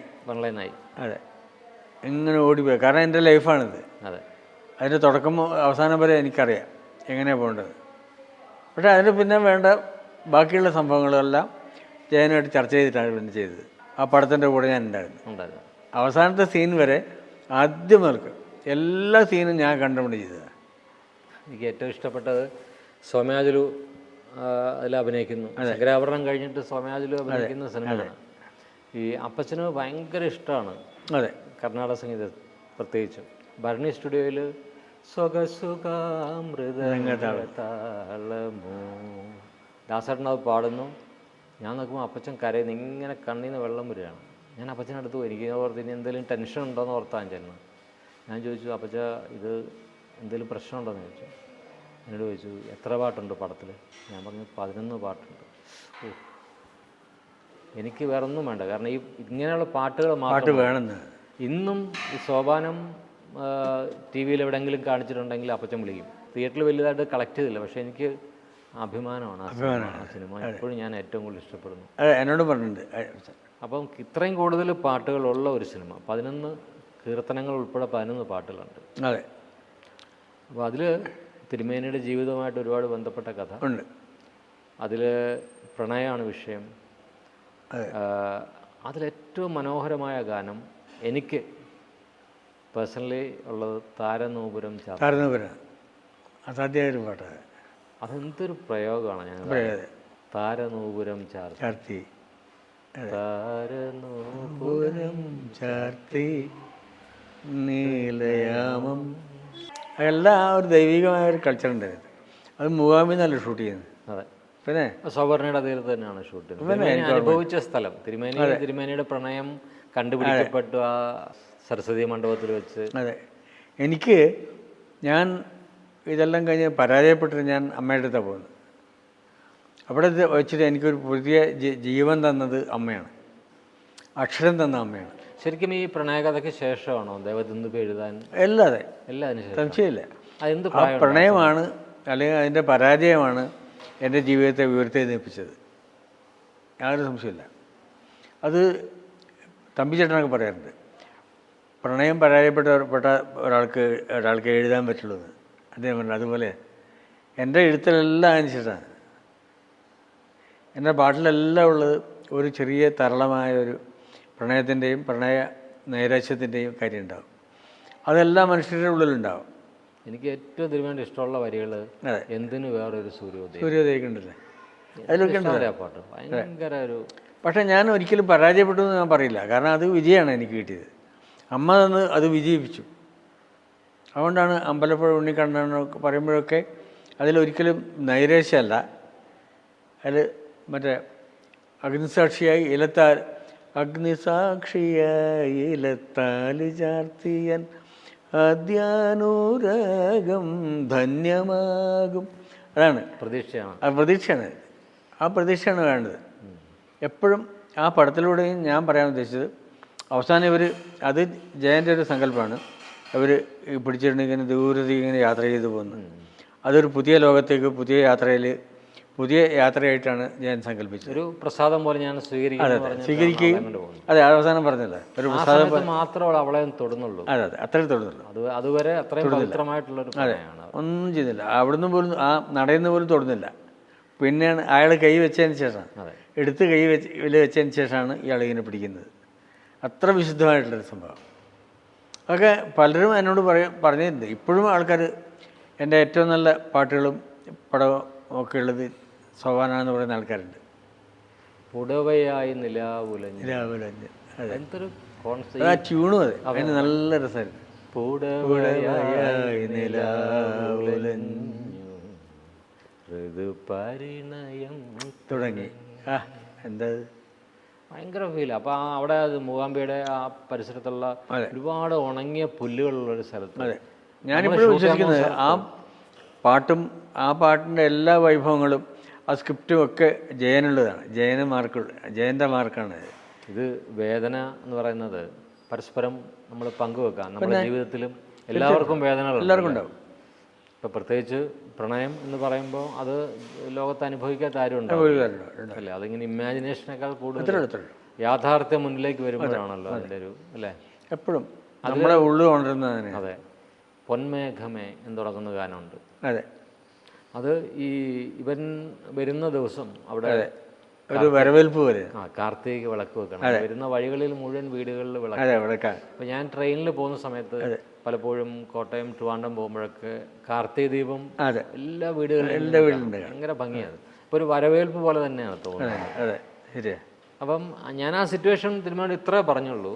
കാർത്തിക ദീപമാണ് അന്ന് അവൻ വരുന്നു. കാർത്തിക ദീപം പറഞ്ഞിട്ടില്ല. പറഞ്ഞിട്ടേ ഇല്ല. പൊന്മേഘമേ ശലഭങ്ങളെ അല്ലേ, അതെ, താരങ്ങളെ ഇതിലേ വരൂ, 4 അമ്പലം വലമായി വരൂ, അരയാൽ കൊമ്പിൽ നാമം ചൊല്ലും ഗന്ധർവൻ കാറ്റ് അല്ലേ, തുളസീതള. അവിടെ ഞാൻ കഷ്ടപ്പെടുകയാണ്. കാരണം എന്ന് വെച്ചാൽ തിരുമേനി എഴുതി വെക്കും, ഇത് ഷൂട്ട് ചെയ്യണ്ടേ. കുറേ ദിവസം ഞങ്ങൾ ഒറ്റപ്പാലം ഭാഗത്ത് ഈ വള്ളത്തിൽ വരുന്ന ഒരു ഇതുണ്ട്. അവിടെ വള്ളം കിട്ടാനില്ല. പിന്നെ വള്ളമൊക്കെ ഉള്ള സ്ഥലത്ത് അവിടുന്ന് വള്ളം നമ്മൾ ചെയ്തത് അവിടെയാണ് വെള്ളം ഇങ്ങനെ വരുമ്പോൾ അയാൾ വരുന്നത് അങ്ങനെയാണ്. പിന്നെ അവിടെ കുറേ അഗ്രഹാരമുണ്ട്. അഗ്രഹാരത്തിൽ വിളക്കുകൾ വെക്കുന്നു. ഇത് വലിയ ബുദ്ധിമുട്ടായി ഈ വിളക്ക് അതിന് കണ്ടിന്യൂറ്റി മെയിൻറ്റെയിൻ ചെയ്ത് കൊണ്ടുപോകാനൊക്കെ. അങ്ങനെ പഠിപ്പുരയിലേക്ക് വരുന്നു. അപ്പം വരിക്കാശ്ശേരി മനല്ല നമ്മൾ ഷൂട്ട് ചെയ്യുന്നത്. അതിന് മുന്നിലൊരു പഠിപ്പുര ഇട്ടു. അതിൽ മുഴുവൻ വിളക്ക് വെക്കാവുന്ന. അങ്ങനെ ഈ പെൺകുട്ടി ആ വിളക്ക് എനിക്കത് വരുന്ന സമയത്ത് എൻ്റെ മനസ്സിലുള്ള അത് രംഗങ്ങളെല്ലാം ഓർമ്മ വന്നത് കണ്ടപ്പോൾ. ഓരോ സാധനം ആ സമയത്ത് ശരിക്കും നേരിട്ടിങ്ങനെ വരുന്നവരുണ്ട്. തിരുമേനി മനസ്സിൽ ഇഷ്ടപ്പെട്ട പെൺകുട്ടി, അതെ, അവർ ഈ സിനിമ കണ്ടിട്ട് തിരുമേനിയുടെ അഭിപ്രായം വല്ലതും പറഞ്ഞോ? സിനിമ കണ്ടോന്ന് എനിക്കറിഞ്ഞൂടാ, പക്ഷേ അവരോട് പറഞ്ഞിട്ടുണ്ടാവും, എല്ലാവരും പറഞ്ഞിട്ടുണ്ടാവുമല്ലോ. അത് വളരെ പേഴ്സണലായിട്ടുള്ള ചോദ്യമാണ്, എന്നാലും ഞാൻ അറിയാം, ക്യൂരിയോസിറ്റി ചോദിച്ചത്. ഞാൻ നേരിട്ട് ചോദിച്ചില്ല അങ്ങനെ, പക്ഷേ ഞാൻ സംസാരിക്കാറൊക്കെ ഉണ്ട്. ഈ മൂകാംബി ഒരു ഭാഗമായി മാറുന്നു എന്ന് പറയുന്നത് നമ്മൾ ജീവിതത്തിൽ ആ കഥയിൽ ജീവിതത്തിൽ മൂകാംബി ഒരു കഥാപാത്രം. എനിക്ക് കഥാപാത്രം, അതുകൊണ്ട് തന്നെ അവിടെ എത്തിയത്. അവിടെ തന്നെ നമ്മൾ ഷൂട്ട് എഴുതാനിരിക്കുന്നു. അതെ, അവിടെ തന്നെ ഷൂട്ട് ചെയ്യുന്നു. ആ മറ്റേ നേരെ മുമ്പിൽ ഷൂട്ട് ചെയ്തിട്ടുണ്ട്. നമ്മൾ കാണിക്ക വെക്കുന്നതൊക്കെ. അതെ, ഈ തേര് വലിക്കുന്ന രംഗമുണ്ടല്ലോ, മൂകാംബിയിൽ പോയവർക്കറിയാം. ആ തേര് വലിച്ച് ചുറ്റും പ്രദക്ഷിണം വെക്കുന്ന വല്ലാത്തൊരു അനുഭവം. അപ്പോൾ ആ അവരുപയോഗിക്കുന്ന ഇൻസ്ട്രുമെന്റ്സ് ഉണ്ട്, ശബ്ദമുണ്ട്. അതെ, അത് ഈ ദുന്ദുബിയുടെ കൂടെ ആ ഇൻസ്ട്രുമെന്റ്സോടെ ചേർന്ന് ഒരു ശ്രുതിപ്പെട്ടൊരു ഫീല്. ഒരു നമ്മളവിടെ എന്താണ് ഒരു അഡിക്ഷൻ പോലെയായിരുന്നു അല്ലേ. ഞാൻ അത് ഷൂട്ട് കഴിഞ്ഞിട്ട് ഞാൻ ശയനപ്രദർശനം വെച്ചിട്ടാണ് പോകുന്നത്. പിന്നെ ജീവിതത്തിൽ നമ്മളുടെ ആഗ്രഹങ്ങളൊക്കെ സാധിക്കാൻ വേണ്ടിയുള്ളൊരു ശയനപ്രദർശനം എന്തൊക്കെയോ നമുക്ക് ഒരുക്കി വെച്ചിട്ടുണ്ട് അമ്മ. ഞാൻ വിശ്വസിക്കുന്നത് എല്ലാ കാര്യങ്ങളിലും എനിക്കൊരു തുണയായിട്ട് ഇങ്ങനെ അമ്മ കൂടിയുണ്ട്. ഞാനിപ്പോഴും വിശ്വസിക്കുന്നത് അങ്ങനെ. തിരുവനന്തപുരം പോകാറുണ്ട്. ഇപ്പോൾ അടുത്ത് പോയത് ഇപ്പം ഞാൻ പോകാൻ പോവാം. ഈ 15-ാം തീയതി പോകും. ഈ മാസം 15-ാം തീയതി ഞാൻ പോകുന്നുണ്ട്. ടിക്കറ്റ് ബുക്ക് ചെയ്ത് ഞാൻ ഇടയ്ക്കിടയ്ക്ക് പോകും. എൻ്റെ ജീവിതത്തിൽ ഇപ്പം എങ്ങനെയാണ് ഇപ്പോൾ ഒരു വ്യക്തിയുമായിട്ട് ഞാൻ കടപ്പെട്ടിരിക്കുന്നത്. ഇന്നിപ്പോൾ നമ്മളിവിടെ ഇരിക്കുന്നു, തിരുമേനിയുടെ വീടിനോട് ചേർന്ന് നമ്മുടെ ഇവിടെ എല്ലാ കലകളും ഒന്നു ചേരുന്ന നമ്മുടെ കലാകേന്ദ്രം. അപ്പോൾ ഇവിടെ ഇങ്ങനെ ഇരിക്കുമ്പോൾ ഞാൻ 1996 ഒരു സ്വപ്നമായിട്ട് തിരുമേനിയുടെ അടുത്ത് വരികയാണ്. ഇത്രേ ഉള്ളൂ, എൻ്റെ ഈ പൈസ ഇല്ല, ഒരു സിനിമ ചെയ്യണം. ആ സിനിമ അതിൻ്റെ കഥാപാത്രങ്ങൾക്ക് അനുയോജ്യമായവരെ മാത്രം കാസ്റ്റ് ചെയ്യുന്നൊരു സിനിമയായിരിക്കും. ഇതാണ് ആശയം. തിരുമേനി പറഞ്ഞു നമുക്ക് എൻ്റെ വീട്ടിൽ നിന്ന് താമസിക്കാം. തിരുമേനിയുടെ വീട്ടിൽ താമസിക്കുന്നു. അവിടെ വിളക്ക് കൊളുത്തിയിട്ട് നമ്മൾ കമ്പോസിങ് തുടങ്ങുന്നു. അതാണ് ദേശാടനം. ഈ കമ്പോസിങ്ങിൽ ജോയിൻ ചെയ്യുന്ന ഒരു പ്രധാനപ്പെട്ട വ്യക്തിയുണ്ട്, വിശ്വനാഥൻ, ഞങ്ങളുടെ കയറ്റപ്പുറം വിശ്വനാഥൻ, എൻ്റെ അനിയൻ. അവനാണ് എന്നെ സഹായിക്കാൻ ഉണ്ടായിരുന്നത്. അത് എല്ലാ ഓർക്കസ്ട്രേഷനൊക്കെ അവനാണ്. എനിക്ക് ആദ്യം അവന് പൂർണ്ണമായിട്ട് വിശ്വാസം ഉണ്ടായിട്ടില്ല. ഇവിടുത്തെ മറ്റുള്ള വയലിനിസ്റ്റുകൾ, കലാകാരന്മാരാണ് എന്നോട് പറഞ്ഞത്, വിശ്വേട്ടനെ കൊണ്ട് ചെയ്യിക്കുക, നമുക്ക് ഞങ്ങളൊക്കെ കൂടെ ഉണ്ട്. അവർക്ക് അത്ര ഇഷ്ടമാണ് ഈ വിശ്വനെ. അങ്ങനെയാണ് വിശ്വനെ ഞാൻ ഉറപ്പിച്ചത്. അങ്ങനെ അന്ന് ജയരാജെല്ലാം ഏൽപ്പിച്ചിട്ട് ഷൂട്ടിങ്ങിന് പോയപ്പോൾ മുത്തശ്ശനെയും കൂട്ടിയിട്ടാണ് ഷൂട്ടിങ്ങിന് പോയത്. എനിക്ക് ഓർമ്മ ആദ്യമായിട്ട് ഒരു ഫംഗ്ഷൻ വന്നപ്പോൾ അന്ന് വിളമ്പാൻ അതിൽ ഒരു മുത്തശ്ശൻ്റെ കഥാപാത്രം വേണം. അപ്പം മുത്തശ്ശൻ ഞാൻ കണ്ട് ഇവിടെ മുത്തശ്ശനോടെ കാണുന്നു, ഇവിടെ ഉണ്ണികൃഷ്ണൻ നമ്പൂരിയെ കാണുന്നു. അപ്പം മാടമ്മയോട് ഞാൻ ചോദിച്ചു, തിരുമേ ഈ ഇദ്ദേഹത്തെ നമുക്ക് ഓക്കെ ആണെന്ന് ചോദിച്ചു. തരക്കിടൊന്നും ഇല്ലയെന്ന് പറഞ്ഞു. അങ്ങനെ ഞാൻ തിരുമേനോട് പറയുന്നു, ഇങ്ങനെ ഒരു ക്യാരക്ടർ ഉണ്ട്, അദ്ദേഹം ചെയ്യുമെന്ന് ചോദിക്കുന്നു. അങ്ങനെ അദ്ദേഹം ചെയ്യാമെന്ന് സമ്മതിക്കുന്നു. അതാണ് ആ ഒരു നിയോഗം പോലെ അല്ലേ അദ്ദേഹം കൂട്ടിയിട്ട് അദ്ദേഹം വരുന്നു. എനിക്ക് ഓർമ്മയുള്ളത് കലാമണ്ഡലം പത്മനാഭൻ നായരുടെ ശതാഭിഷേക. പത്മനാഭൻ നായർ അതിൻ്റെ തലേദിവസം ഇവിടെ വന്നിട്ട് ക്ഷണിച്ചിരുന്നു. ഈ നമ്മളെ റെക്കോർഡിങ്ങിൻ്റെ ദിവസം അന്ന് ആണ് പരിപാടിയത്തിൻ്റെ കലാമണ്ഡലത്തിൽ വരണം, തിരുവേനി വരണം എന്നും പറഞ്ഞിട്ട്. പക്ഷേ ഞാൻ അന്ന് പോയിരുന്നെങ്കിൽ ഈ പാട്ടൊന്നും ഉണ്ടാവില്ലായിരുന്നു. പക്ഷേ എൻ്റെ ഗുരുത്താണ്. ഞാൻ അദ്ദേഹത്തിനോട് പ്രാർത്ഥിച്ചു, എനിക്ക് വരാൻ പറ്റില്ല, പ്രാർത്ഥിച്ചിട്ടാണ് ഇത് തുടങ്ങിയത്. പാട്ട് ആദ്യം കളിവീടാണ് തുടങ്ങുന്നത്. ഒരു ചെറിയ ടേപ്പ് റെക്കോർഡർ ഞാനവിടെ വെച്ചു, ഹാർമോണിയൊക്കെ വെച്ച് ശ്രുതിയിനിട്ടിട്ട് എങ്ങനെ വേണം ഇത് സംശയം ചോദിക്കാനോ വീണ്ടും അത് കൺഫേം ചെയ്യാനോ ഒന്നും ജയനില്ല, ഇവിടെ ആരുമില്ല. എൻ്റെ ഇവിടെ ഞാനും വിശ്വനും മാത്രമേ ഉള്ളൂ. ദീപു ടേപ്പ് റെക്കോർഡറൊക്കെ ആയിട്ട് അവനിരിക്കുന്നുണ്ട്, ചെറിയ മോൻ.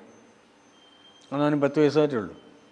അപ്പോൾ അങ്ങനെ ആദ്യത്തെ പാട്ട് ഞാനിങ്ങനെ കളിവീട് ഇറങ്ങിയല്ലോ എന്ന് എഴുതി. ആ ഒരു ഐഡിയ ഫുള്ളങ്ങ് എഴുതിയിട്ട് അതിൻ്റെ കൂടെ പാടിയിട്ട് റെക്കോർഡ് ചെയ്തിട്ട് ദീപു താഴെ പോയിട്ട് ചേച്ചിയെ അത് കേൾപ്പിച്ച് അവളെ കണ്ണിങ്ങനെ നിറഞ്ഞു. ആ സിറ്റുവേഷൻ അറിയാലോ. അപ്പോൾ ഓക്കെ എന്ന് പറഞ്ഞ് നേരം ഇങ്ങോട്ട് വന്നു. നമ്മളെങ്ങനെയാണെന്ന് വെച്ചാൽ ആദ്യം നമ്മളെ വിളക്ക് കത്തിച്ചിട്ട് നമ്മൾ കമ്പോസിങ്ങിന് ഇരിക്കുകയാണ് നമ്മൾ വീട്ടിൽ. അതെ, ആദ്യം നമ്മൾ കമ്പോസ് ചെയ്ത പാട്ട് നമ്മുടെ ഇതിൽ യാത്രയായി കണ്ണീരിൽ മുങ്ങി ശുദ്ധനാമുണ്ണിതൻ ദേശാടന വേളയായി ആ ഗാനമായിരുന്നു. അത് തുടങ്ങി വെച്ചു. അല്ല, അത് കഴിഞ്ഞു. അത് കഴിഞ്ഞ സമയത്ത് ഒരു ഫോൺ കോൾ വന്നു, സബിത. അന്നാണ് എനിക്ക് കുഞ്ഞ് ഉണ്ടാകാൻ പോകുന്നുള്ള ന്യൂസ്. അപ്പോഴേ ദൈവച്ച് പറഞ്ഞു, ജയന്റെ ഈ സിനിമ ഒരു വലിയൊരു ഇതായിരിക്കും, മാറ്റമായിരിക്കും, ഭയങ്കര ഒരു അനുഗ്രഹമായിരിക്കും എന്ന് പറഞ്ഞു. തിരുമേനിയും പറഞ്ഞു സിനിമയുടെ ജീവിതത്തിൽ ഇതുപോലെ ദീപുവിന്റെ ആ സമയത്ത് അല്ലേ ഉണ്ടായിട്ടുണ്ടെന്ന് പറഞ്ഞു. എനിക്ക് ഓർമ്മയുണ്ട്. അതെ. അപ്പോൾ അത് ആ പാട്ട് പൂർത്തിയാക്കിയത് ഇത് രണ്ടാമതാണ്. അതെ. പിന്നെ അല്ല, അതും കഴിഞ്ഞ് നമ്മൾ ഇത് ചെയ്തു, നവാമൂന്തഹരെ. അതെ, അതും ചെയ്ത് നമ്മൾ അതിലെ എല്ലാ പാട്ടും കഴിഞ്ഞ് ഇത് മാത്രം ബാക്കിയായി, കളിവീട് ബാക്കിയായിട്ട് ഞാൻ ലൊക്കേഷനിലോട്ട് പോയി. ലൊക്കേഷനിൽ പോയി അവിടെ ഇരിക്കുമ്പോഴാണ് തിരുമേനി കാസറ്റിൽ ഇത് കൊണ്ടുവരുന്നത്, എന്നെ കേൾപ്പിക്കുക. അവിടെ വെച്ചാൽ കേൾപ്പിക്കുക. ലൊക്കേഷനിൽ ഞാൻ ഷൂട്ട് ചെയ്തുകൊണ്ടിരിക്കുക. ആ സമയത്ത് അപ്പോഴും ഞാൻ ട്രാക്ക് എടുത്തു, റെക്കോർഡ് ചെയ്തു. ആ റെക്കോർഡാണ് കേൾപ്പിക്കുന്നത്. അപ്പോൾ എന്നിട്ട് ഞാൻ ദൂരെ നിന്നു, എന്താണ് ജയൻ്റെ ഒരു എൻ്റെ കണ്ണെന്നറിയാണ്. ഇത് നമ്മൾ ചെയ്യാൻ പോകുന്ന സിനിമയാണെങ്കിൽ ആ പാട്ട് കേൾക്കുമ്പോൾ വല്ലാതെ ഫീൽ ശരി. എനിക്കറിയാം, പക്ഷേ ഞാനത് കാണാൻ വേണ്ടി ദൂരെ നിന്നു, അടുത്ത് നിന്നില്ല. പിന്നെ ജയൻ്റെ കണ്ണിങ്ങനെ നിറയുന്നത് കണ്ടപ്പോഴാണ് ഞാൻ അടുത്തേക്ക് വന്നത്. ഒന്നും ചെയ്യാനില്ല, കാരണം നമുക്ക് ഇത് മതി. അപ്പോഴും രോമാഞ്ചം ഉണ്ടാകുന്നൊരു ഇതാണ് ആ ഒരു സംഭവം. അതിൽ ആ സിനിമയുടെ പ്രത്യേകത ഞാൻ ഒറ്റ വാക്കി പറയുകയാണെങ്കിൽ, നമ്മൾ റഷസ് എന്ന് പറയും. ഷൂട്ട് ചെയ്ത സിനിമയുടെ പോസിറ്റീവ് നമ്മളിങ്ങനെ ആയിട്ട് കാണും. പഴയ കാലത്ത് അങ്ങനെ ഡിജിറ്റൽ ആകുന്നതിന് മുമ്പാണ്. അപ്പം AVM RR തിയേറ്ററിൽ, AC തിയേറ്ററിലാണ്. അവിടെ ഇതിൻ്റെ റഷസ് മാത്രമായിട്ട് ഇങ്ങനെ കാണുകയാണ്. അപ്പോൾ എഡിറ്റർ ലെനിനുണ്ട്, B ലെനിനാണ് എൻ്റെ കൂടെ ഇരുന്ന് കാണുന്നത്. ഇതിന് ഇതൊന്നുമില്ല, പാരലായിട്ട് നമ്മൾ സൗണ്ട് ട്രാക്കൊന്നുമില്ല, വെറും സൈലൻറ്റ് റഷാണ്. അതിങ്ങനെ പല ഓർഡറിൽ വരുന്ന റഷ്. ഈ റഷസ് ഇങ്ങനെ കണ്ടുകൊണ്ടിരുന്നപ്പോൾ ഞാൻ നോക്കുമ്പം ലെൻസാർ കണ്ണു തുടങ്ങി. ഒരു സിനിമ ഒരു സൈലൻറ്റ് റഷസ് കണ്ടിട്ട് ഒരു എഡിറ്റർ ഒന്നുമില്ല. അപ്പോൾ അതത്രമാത്രം നമ്മളെ ഹോണ്ട് ചെയ്യുന്ന ഒരു ചില സബ്ജക്റ്റ് അങ്ങനെ വന്ന് വീണ് ഭവിക്കുന്നതാണത്. തീർച്ചയായിട്ടും ഇപ്പം നവാമൂന്തഹരെ ദീപ് പാടുന്നു, മഞ്ജുവിനെ ഇൻട്രൊഡ്യൂസ് ചെയ്യുന്നു. അതെ. അപ്പോൾ അത് ആ പാട്ടിൻ്റെ ഒരു മറ്റേ ലിറിക്സ് എഴുതുന്നതും അല്ലെങ്കിൽ തിരുമേനിക്കറിയായിരുന്നു ദീപ് പാടാൻ പോകുന്നതെന്ന്? അല്ലെങ്കിൽ എനിക്ക് തോന്നിയത് ആ കൾച്ചറിൽ വേണം അവനെ വളർത്താൻ. അതുകൊണ്ടാണ് അവൻ ആ ഒരു അത്തരം സാഹിത്യം കൊടുക്കാൻ കാരണം. അല്ലെങ്കിൽ നാടൻ സാഹിത്യം കൊടുക്കാമല്ലോ. അല്ല, അവൻ വളരേണ്ടത് ഒരു സംസ്കൃതത്തിൻ്റെ ഒരു അന്തരീക്ഷത്തിലാണ്. അതുകൊണ്ടാണ് അങ്ങനെ കൊടുക്കാൻ കാരണം. അത് ആ പഠിച്ചിട്ടുള്ള കുട്ടി അവനാണ് വളരേണ്ടത്, അവനാണ് സന്യാസി ആവേണ്ടത്. അതുകൊണ്ടാണ് ആ ഭാഷ കൊടുത്തത്. അവനെപ്പറ്റി പറയുമ്പോൾ നമുക്ക് നാടൻ അച്ഛൻ്റെ മനസ്സാവാം. അങ്ങനെയാണ് കളിവീട്ടിൻ്റെ ഭാഷ മാറിയത്. പിന്നെ മറ്റേ യാത്രയായി എന്നുള്ളതിൽ മുഴുവൻ ഒരു സന്യാസത്തിൻ്റെ ആ മൂടാണ് വേണ്ടത്. അതുകൊണ്ടാണ് അങ്ങനെയാക്കിയത്.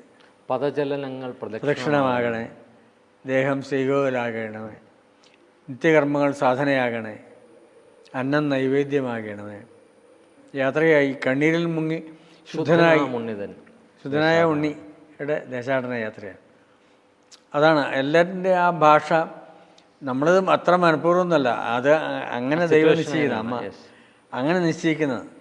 അതങ്ങനെ വരുള്ളൂ. അതിലൊരു മുത്തശ്ശിയുടെ പാട്ടുണ്ട്, ഒരു താരാട്ട് പോലെ. അതെല്ലാം എൻ്റെ അച്ഛൻ്റെ മുത്തശ്ശീൻ്റെ പാടി ഇവിടെ. അതെ, ഇവിടുത്തെ തമ്പുരാട്ടിയെ പാടി. അതെ. തിരുവിലക്കാർമുകിൽ വർണ്ണനം നേരം അതെ രാധ എന്നൊരു നാരിയുമായി നീള വനത്തിൽ നടന്നു. അല്ലേ? അതെ. മേളമോടെ കളിച്ചു രസിച്ചു, ആടിയും ചില രാഗങ്ങളാടി, ആടിയും ചില രാഗങ്ങളാടി, കുടിയും ചില പുഷ്പങ്ങളുടി. എല്ലാം ഒറിജിനൽ സാധനമാണ് നമ്മൾ ഉപയോഗിച്ചത്. അതിൻ്റെ ഫീല് അതിനകത്ത് നല്ലോണം ഉണ്ടായിരുന്നു. അത് എനിക്ക് ഓർമ്മ, അച്ഛൻ്റെ അമ്മ അവരങ്ങ് തിരുവാതിരപ്പാട്ടാണ്. എനിക്കൊരു ഓർമ്മയും അവരുടെ ശബ്ദമൊക്കെ ഇങ്ങനെ ഒരു വല്ലാത്തൊരു ഓർമ്മ പോലെയാണ്. അതെ. പിന്നെ മറ്റേ ഇന്നലെയും കൂടി ഞാൻ നന്മ നേരുന്നൊരു ഉണ്ണിയെ വെളുപ്പാനായി അതുണ്ട്. അല്ല, പിന്നെ വേട്ടക്കുരുമൻ മകൻ്റെ പാട്ട്, വേട്ടക്കുരുമൻ തമ്പുരാനെ. അതെ. ഇന്നലെ ഞാൻ മിനിയാന്നവരെ ഇവിടെ പോയി, മറ്റേ ബാലുശ്ശേരി കോട്ടയിൽ. അവിടെ ഇതുണ്ടായിരുന്നു. അവിടെ ഈ പാട്ട് വെക്കുന്നുണ്ട് ഇപ്പോഴും. ശരിക്കും നമ്മൾ 12,000 ആണ് കാണിക്കണം വിചാരിച്ചു, തേങ്ങ ഉടയ്ക്കുന്ന. അതെ. പക്ഷേ നമ്മളുടെ പൈസ ഇല്ലെന്ന്. 12,000 തേങ്ങ ഉടക്കാനില്ല, അതൊരു പൈസ ഇല്ലാത്തതുകൊണ്ട് പാട്ട് മാത്രം വെച്ചു. അപ്പം ആ മുത്തശ്ശി ഒന്ന് ചോദിക്കുന്നുണ്ട്, എന്തിനാ ഇപ്പോൾ ഒരു 12,000 എന്ന് ചോദിക്കുന്നുണ്ട്. അതെ. നമ്മൾ വേട്ടക്കുരുമാൻ പാടുമ്പോൾ ഒരു കളം വരച്ചു പാട്ടാക്കി മാറ്റി, പക്ഷെ തേങ്ങ ഉടയ്ക്കുന്ന കാണിക്കുന്നില്ല. ഇപ്പോഴും എൻ്റെ മനസ്സിൽ ആഗ്രഹമാണ് ഒരു 12,000 എന്ന് കാണുക എന്നുള്ളത്. എങ്ങനെയാണ് 12,000 നാളികേരം ഉടക്കാൻ പറ്റില്ല. അതെ. അത് പ്രകാശ് ചന്ദ്രനാണ്, എൻ്റെ അച്ഛൻ്റെ അനുജനാണ് പാടിയിരിക്കുന്നത്. അതെ അതെ, പ്രകാശ്. അത് നല്ല ആ മുഖാരിയിൽ അദ്ദേഹം നന്നായി പാടി. അത് ഇങ്ങനെ ഒരു പാട്ടുകാരനല്ല അദ്ദേഹം, പക്ഷേ അതെ അതെ നല്ല താല്പര്യം കൊണ്ട് പാടിയത്. ഞാനും പഠിച്ചിട്ടുണ്ട് പാട്ട്, ആദ്യകാലത്തെ കുറേ പഠിച്ചിട്ടുണ്ടല്ലേ. പിന്നെ ദേവരാമാഷ് ഉള്ള കാലത്ത് അദ്ദേഹം സജീവമായിരുന്ന മദ്രാസിൽ പോയി 2-3 മാസമൊക്കെ അവിടെ പോയി നിന്ന് അദ്ദേഹത്തിന് മദ്രാസ് പറ്റാതെ തിരിച്ചു വന്നു. അതെ. ഏതായാലും നല്ലൊരു പാട്ട് കിട്ടി. അതെ അതെ അതെ, അനശ്വരമായ ഒരു പാട്ട്. അതെ. ആ പടം അങ്ങനെ ആയതുകൊണ്ട് പിന്നെ അതിൻ്റെ ആ സിനിമ നമ്മൾ ഷൂട്ട് ചെയ്യുന്ന സമയത്തിനൊരു ആഗ്രഹം ഉണ്ടായിരുന്നു, ഇത് ഓടുകയാണെങ്കിൽ 100 ദിവസം പിന്നിടുകയാണെങ്കിൽ അത് ഷൂട്ട് ചെയ്ത സ്ഥലത്ത് തന്നെ നമുക്ക് എൻ്റെ ആഘോഷിക്കണം എന്നുള്ളത്. അതെ. അങ്ങനെ 111-ാം ദിവസം ആ നവാമൂന്തഹര ആ ക്ഷേത്രത്തിൻ്റെ തവനൂർ മണപ്പുറത്ത് തന്നെയാണ് 111-ാം ദിവസം മുത്തശ്ശനൊക്കെ വന്നു. അപ്പോൾ മുത്തശ്ശൻ അപ്പോഴേക്കും സ്റ്റാറായി. തിരുമയുടെ വീട്ടിൽ നിന്ന് കണ്ട മുത്തശ്ശൻ. പിന്നീട് ഞാൻ നോക്കുമ്പോൾ കൈരളി തിയേറ്ററിൽ നമ്മൾ കോഴിക്കോട് പടം കാണിക്കുന്നു. പടം കണ്ടിറങ്ങുമ്പോഴേക്കും മുത്തശ്ശൻ്റെ ചുറ്റും ആൾ കൂടി ഫോട്ടോഗ്രാഫിന്. എന്താ ഞാൻ ചെയ്യേണ്ടത് ദാമോരാന്ന് ചോദിച്ചു. തിരുമേനി ഒപ്പിട്ട് കൊടുത്തൊക്കെ പറഞ്ഞു. അവരെല്ലാത്തിലും ഓവർ നൈറ്റ് സ്റ്റാറായി മാറുകയാണ്. പിന്നെ എത്രയോ സിനിമകളിലൊക്കെ മുത്തച്ഛനകത്ത് വലിയ സ്റ്റാർ.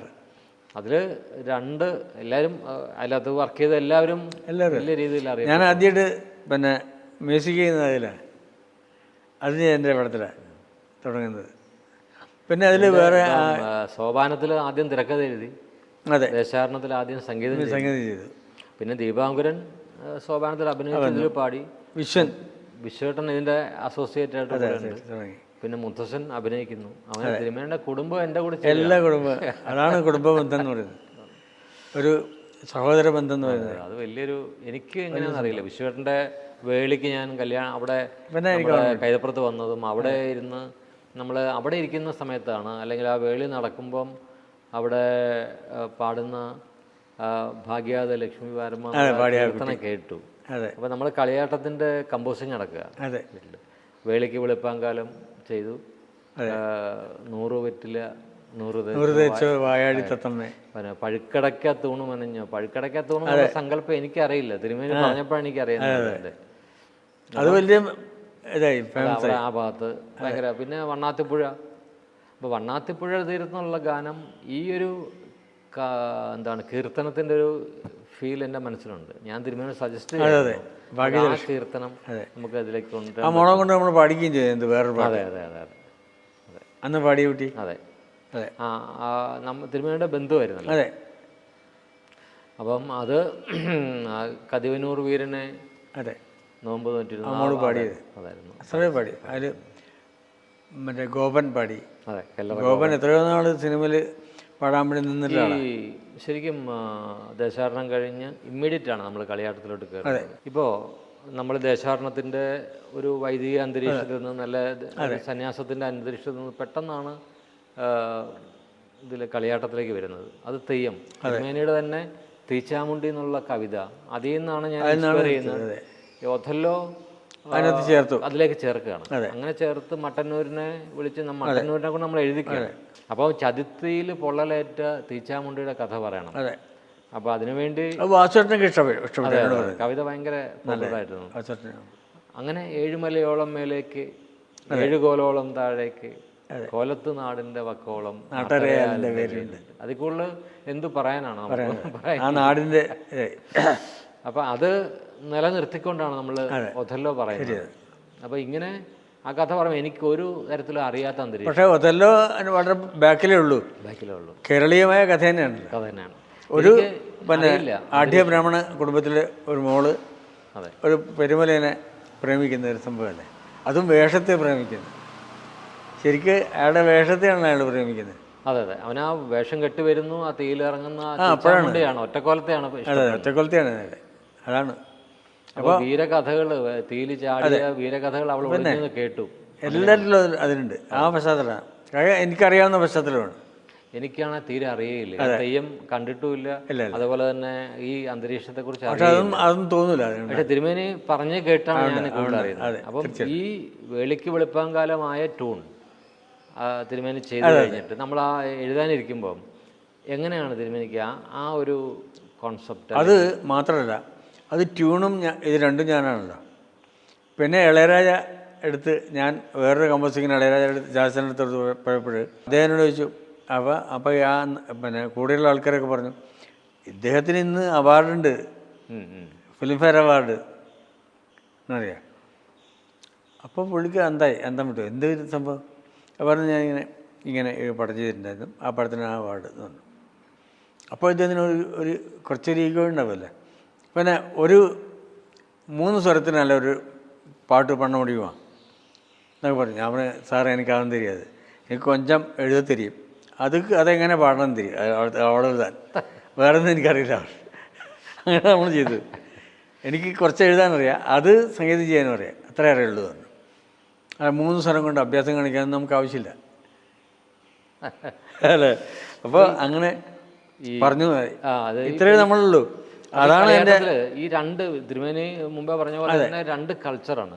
അതെ, പെരുമലനും തമ്പുരാനും ഒന്ന് നമ്മൾ പറഞ്ഞുകൊണ്ടിരുന്ന സംഭവമാണ്. അതെ, മറ്റേ ദേശാടനത്തിൽ പറഞ്ഞുകൊണ്ടിരുന്ന സംഭവത്തിൻ്റെ ഒരു തുടർച്ചയാണിതും. അത് ആ പെൺകുട്ടിയുടെ ബാക്ക്ഗ്രൗണ്ട്, ഇത് പരിമലേൻ്റെ ബാക്ക്ഗ്രൗണ്ട്.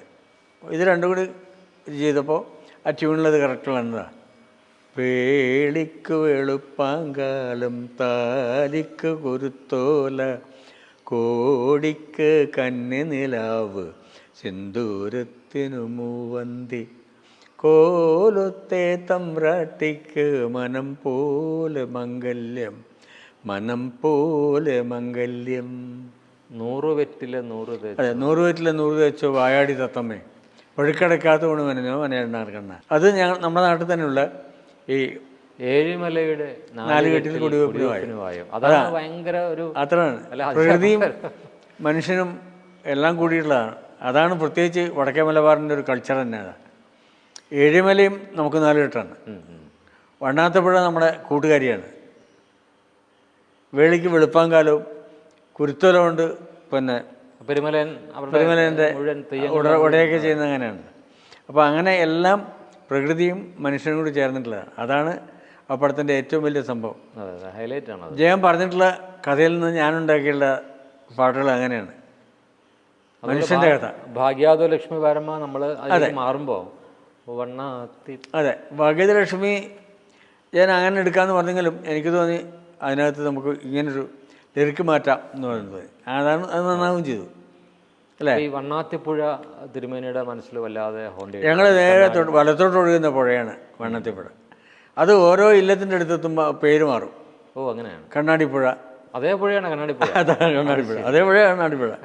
മരങ്ങാട്ടിപ്പുഴ എന്ന് പറയും, എടവനപ്പുഴ എന്ന് പറയും, വണ്ണാത്തിപ്പുഴ എന്ന് പറയും. ഇതെല്ലാം ഒന്നാണ്. ഈ ഓരോ കടത്താണ് ഇത്രയുണ്ട്. പക്ഷേ അതിങ്ങനെ ഇപ്പോഴും ഒഴുകി മുന്നിൽ വരുമ്പോൾ കണ്ണാടിപ്പുഴയായി. അത്രേ. കണ്ണാടി ഇല്ലത്തിൻ്റെ അടുത്തെത്തുമ്പോൾ കണ്ണാടിപ്പുഴയായി. അങ്ങനെയാണ്. അത് ശരി. ഓക്കെ. അതാണ് അത് ഭയങ്കര ഒരു ഭരതേട്ടൻ ആ പടം കണ്ടതിന് ശേഷം എന്നോട് പറഞ്ഞു ആ പാട്ട് ഗംഭീര പാട്ടാന്ന് പറയും. കണ്ണാത്തിപ്പുഴ തീരത്ത് ഭയങ്കര ഇഷ്ടമായിരുന്നു. ഭയങ്കര ഇഷ്ടപ്പെട്ടു. രണ്ട് പാട്ടിനെ കുറിച്ചാണ് ഭരതേട്ടൻ ഏറ്റവും കൂടുതൽ പറഞ്ഞത്. ഒന്ന് നീലാഞ്ജനപ്പൂവിൽ. നീലാഞ്ജനപ്പൂവിൽ കണ്ടിട്ട് എന്നോട് ഭരതേട്ടൻ്റെ ഒരു എക്സൈറ്റ്മെൻറ്റിൽ പോലും ഭരതേട്ടൻ അധികം എക്സ്പ്രസ് ചെയ്യത്തില്ല. ഇങ്ങനെ പറഞ്ഞാൽ എൻ്റെ പാട്ടിലെ പക്ഷെ ഇത് കണ്ടിട്ട് വണ്ണാത്തിപ്പുഴ അത് ഗംഭീരമായിരിക്കുന്നു പലപ്പോഴും പറഞ്ഞു, പലരോടും പറഞ്ഞു. അതാണ് എൻ്റെ ഭരതേട്ടൻ അങ്ങനെയുള്ള കാര്യങ്ങൾ ഭയങ്കര ആസ്വദിക്കുന്നതാണല്ലേ.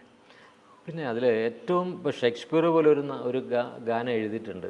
അതായത് ഈ ഡെസ്റ്റിമോണെ കൊല്ലാൻ പോകുന്നതിന് മുൻപ് ഇവൻ ഒരുങ്ങി വരുന്നതിന് മുൻപുള്ള രാത്രി ഇവളുടെ ഒരു കാത്തിരിപ്പുണ്ട്. അതെ, എന്നോട് തിരുപ്പണക്കം. യെസ്, അന്ന് നമ്മളെ ജയനോർമ്മയുടെ അറിയില്ല. നമ്മൾ ആദ്യം ഒരു പാട്ട് ചെയ്തു. അതെ, നമ്മൾ ഉച്ച വരെയുള്ള കോൾ ഷീറ്റിൽ നമ്മൾ ഒരു പാട്ട് ചെയ്തു. എല്ലാം റെഡിയാക്കി വെച്ചു, ട്യൂൺ എല്ലാം റെഡിയാക്കി, പിന്നെ ബാക്ക്ഗ്രൗണ്ട് എല്ലാം റെഡിയാക്കി, റെക്കോർഡ് ചെയ്യേ വേണ്ടു. പക്ഷേ എനിക്ക് തോന്നി അതൊരു നമുക്ക് ഉദ്ദേശിച്ച പോലെ ആയിട്ടില്ലാന്ന് തോന്നി. എന്നിട്ട് ഞാൻ പറഞ്ഞപ്പോഴാണ് അവിടെ നമുക്ക് വേറെ നോക്കാൻ പറ്റും. ഇവിടെ വന്ന് ഭക്ഷണം കഴിച്ച് നമ്മൾ ഇതിൻ്റെ മുകളിൽ വീടിൻ്റെ ടെറസിൽ അപ്പോൾ സന്ധ്യ ഇങ്ങനെ മയങ്ങുന്നുണ്ട്. അതെ, ഈ സമയത്താണ് വിശ്വേട്ടൻ ഒരു സജഷൻ എന്തോ പറഞ്ഞു, ഏതോ ഒരു ലൈനിൽ പോയാലോ അങ്ങനെ. തിരുമേനി അവിടെ നിന്ന് തന്നെ പിടിച്ചുണ്ടാക്കുന്നതാണ്. അതെ, ഈ ആ പാട്ട് എന്നോട് തന്നെ അതെ എന്നോട് തന്നെ പിടിക്കുക. അത് പെട്ടെന്നായിരുന്നു അതിൻ്റെ ലിറിക്സ് വന്നത്. അതെ, ലിറിക്കും രണ്ടും കൂടി വന്നപ്പോൾ കറക്റ്റായി. ശരി, വിശ്വൻ്റെ ഭയങ്കര ഒരു ഭയങ്കര മൂടാണ്. അതാണ് ഭാവന പാടിയത്. ഭാവനയ്ക്ക് അതുപോലെ സ്റ്റേറ്റ് അവാർഡ്, ആ വർഷം സ്റ്റേറ്റ് അവാർഡ്. ആ പുതിയൊരു ശബ്ദം കേൾക്കുകയാണല്ലോ, ആ പുതിയൊരു ശബ്ദം. ഇപ്പോഴും അവൾ അതുകൊണ്ട് ജീവിക്കുന്നതാണ്. അയ്യോ പാവം, ആ പാട്ട് ഒറ്റ പാട്ടേ പാടിയിട്ടുള്ളൂ. അതിന് സ്റ്റേറ്റ് അവാർഡും കിട്ടി. സ്റ്റേറ്റ് അവാർഡ് കിട്ടി. ഇപ്പോഴും എത്രയോ കച്ചേരികളും ഇതൊക്കെ ആയിട്ട് ഇപ്പോഴും അവൾ ഹാപ്പി ആയിട്ട് കൂടുന്നു. ആ പാട്ടുമുണ്ട്.